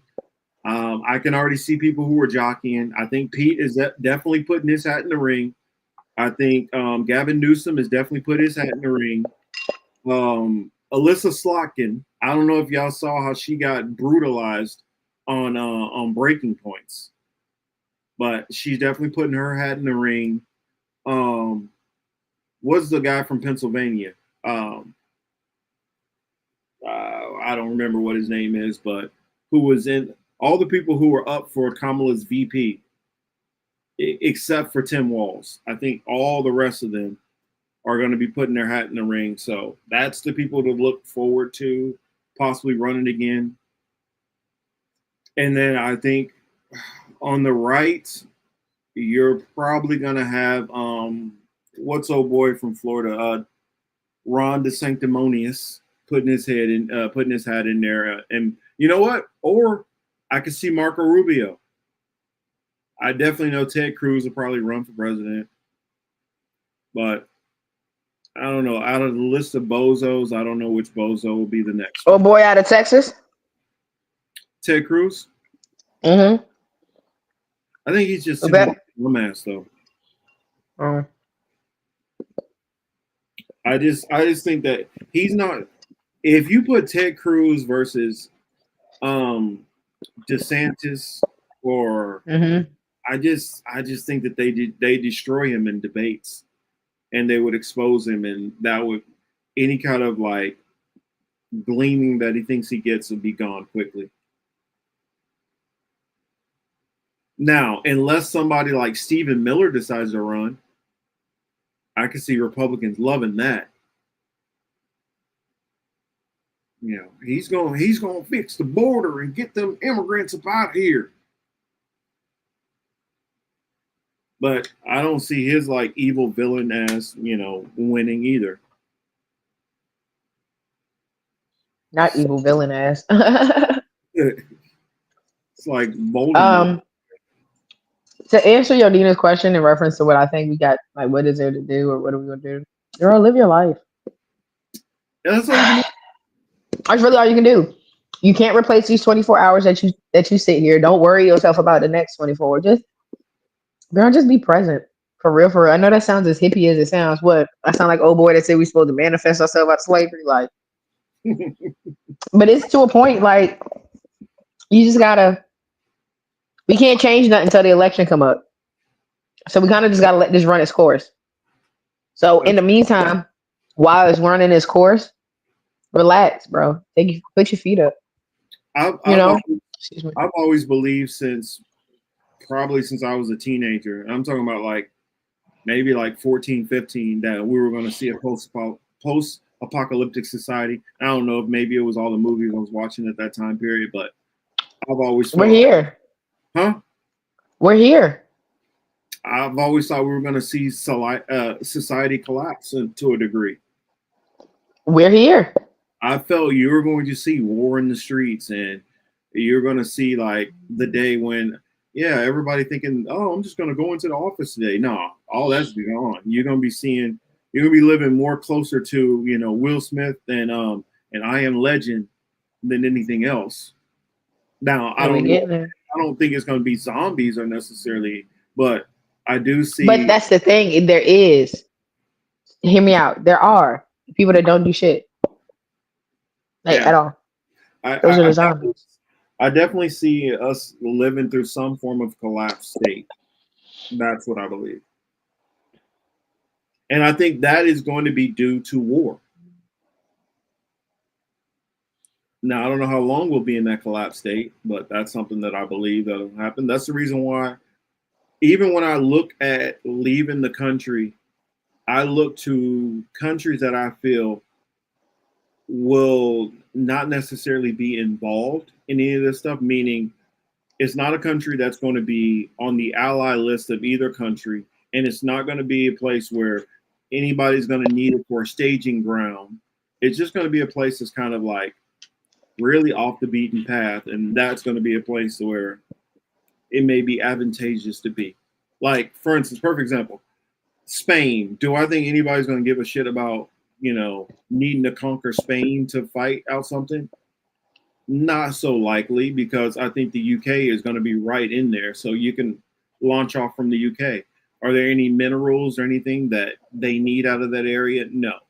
Are they going to depend on their military? No. So places like that, Spain, Portugal, I don't think will be.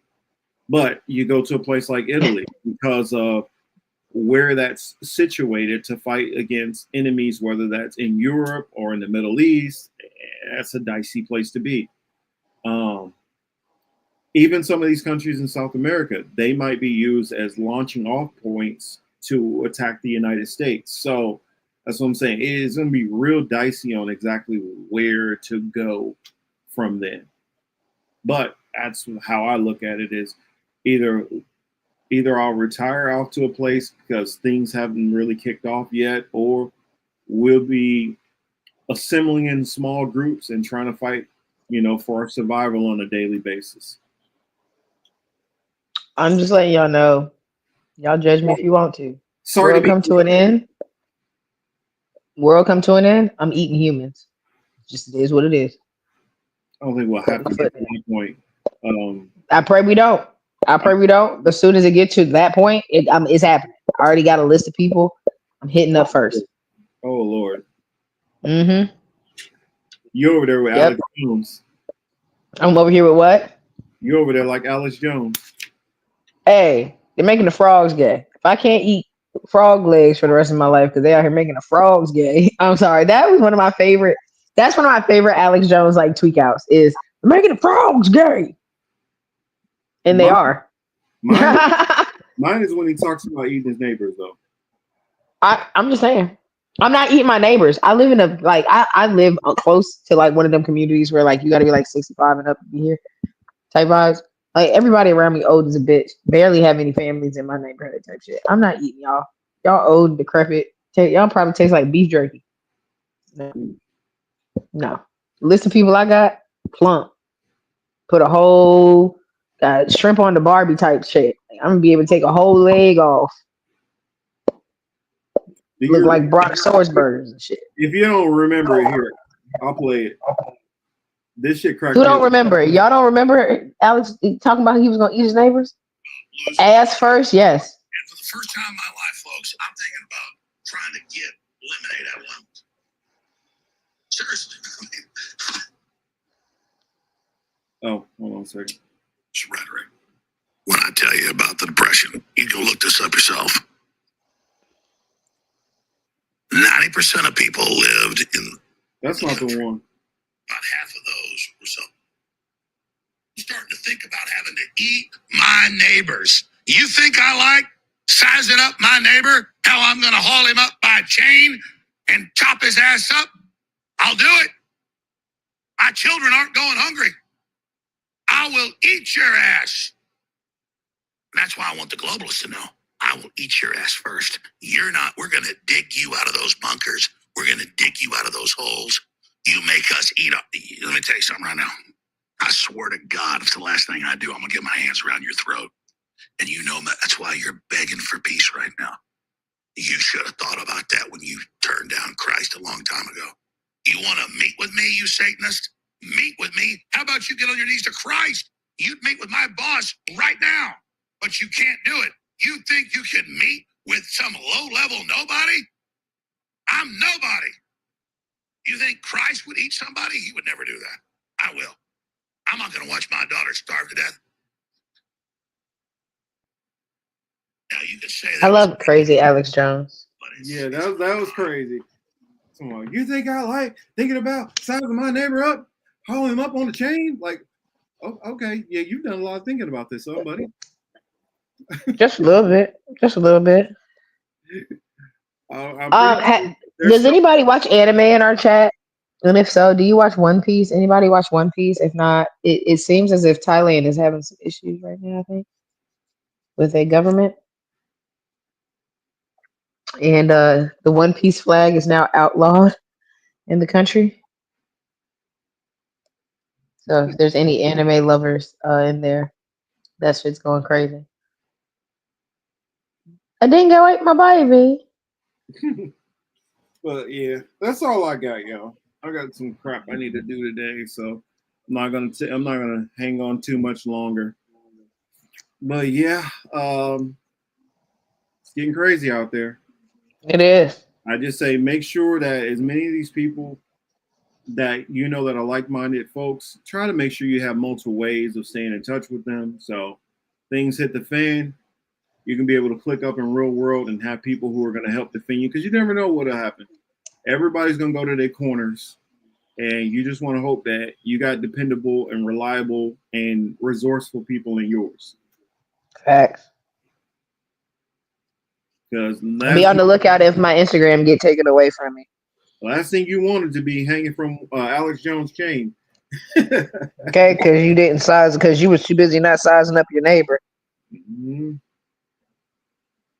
That's why I'm still I'm trying my best to get in shape, because I got a feeling, man, shit gonna hit the fan, and it's not just because I'm getting older and I want to try to be, oh, well, look at me, I look good. No, it's because I want to make sure if I get tried and tested, I can handle myself, and Hell I can yeah.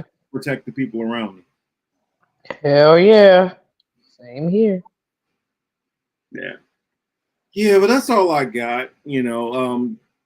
Tomorrow, I don't remember the time, but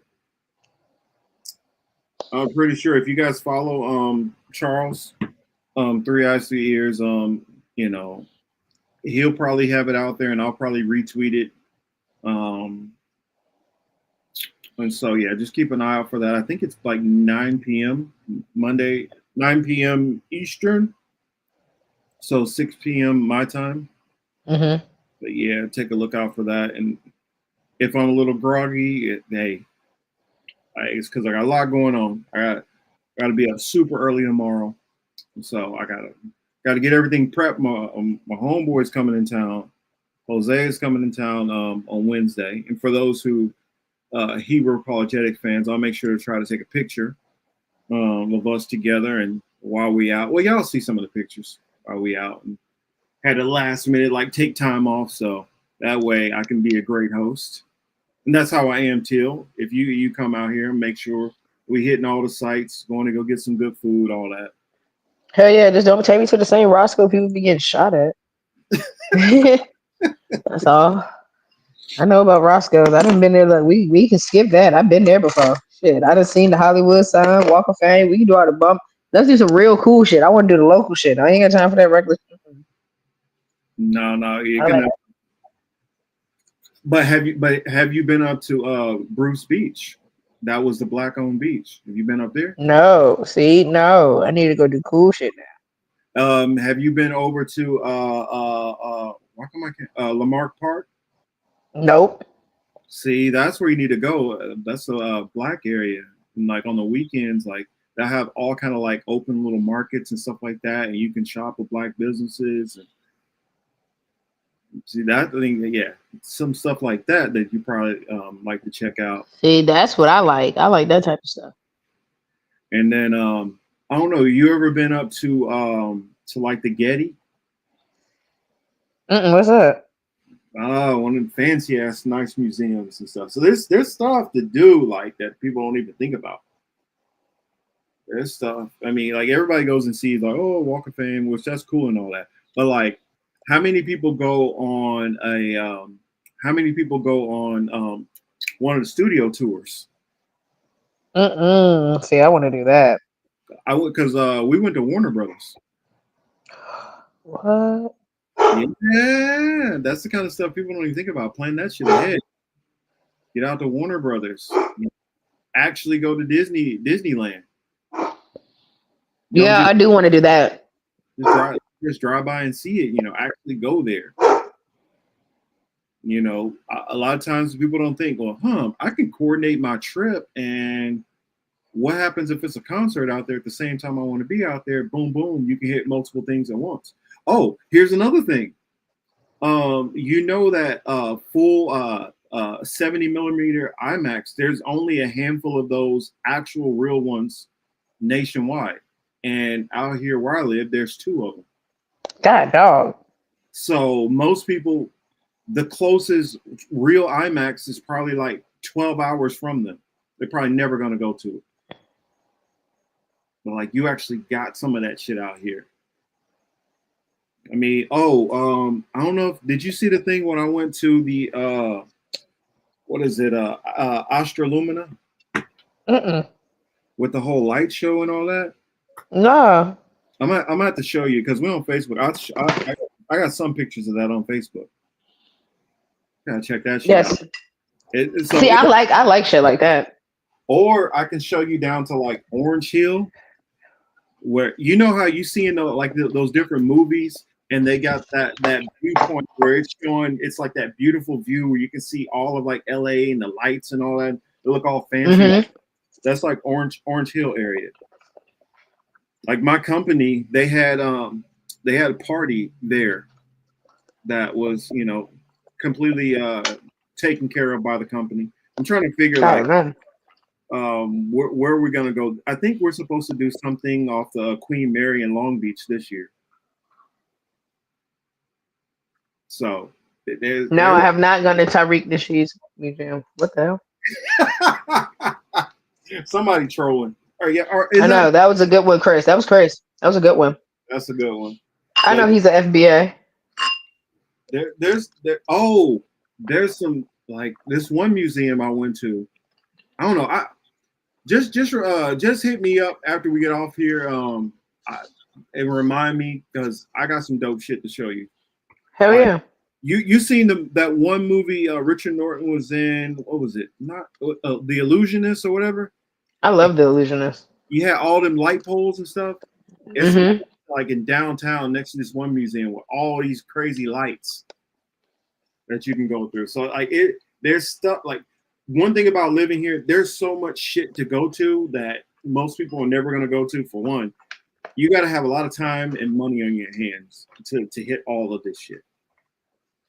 And so some of this stuff don't cost, but if you don't know about it to go there and don't like set aside the time and the parking and all, you'll just you'll miss it. Same shit exactly.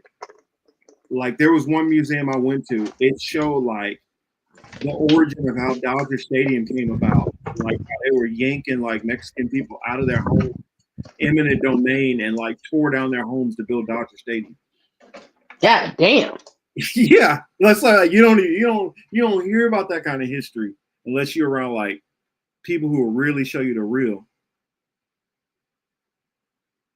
So, and then like we went all up around like I took my mom to Malibu and we went all around Mulholland Park, all way up in the hills like Beverly Hills. Oh, I love Malibu. Now I've done Malibu before. Yeah, Topanga Beach and shit.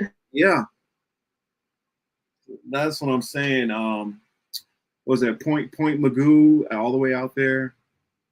Yeah. Did you go down to Orange County at all? Like Newport Beach and everything? No, I did not. See? What did I go there for? See, there's other stuff. I don't know. We'll see. We'll plan it up sometime. You get out this way. Hell yeah. I need to hit Vegas again too. It's been a minute since I've been out there. Shoot, we shall see. I haven't been to Vegas since I was a teenager, and it'll be my first time going to Vegas since then. I think the end of this month. I think I'm going the last weekend of this month out to Vegas. Oh shit! Now.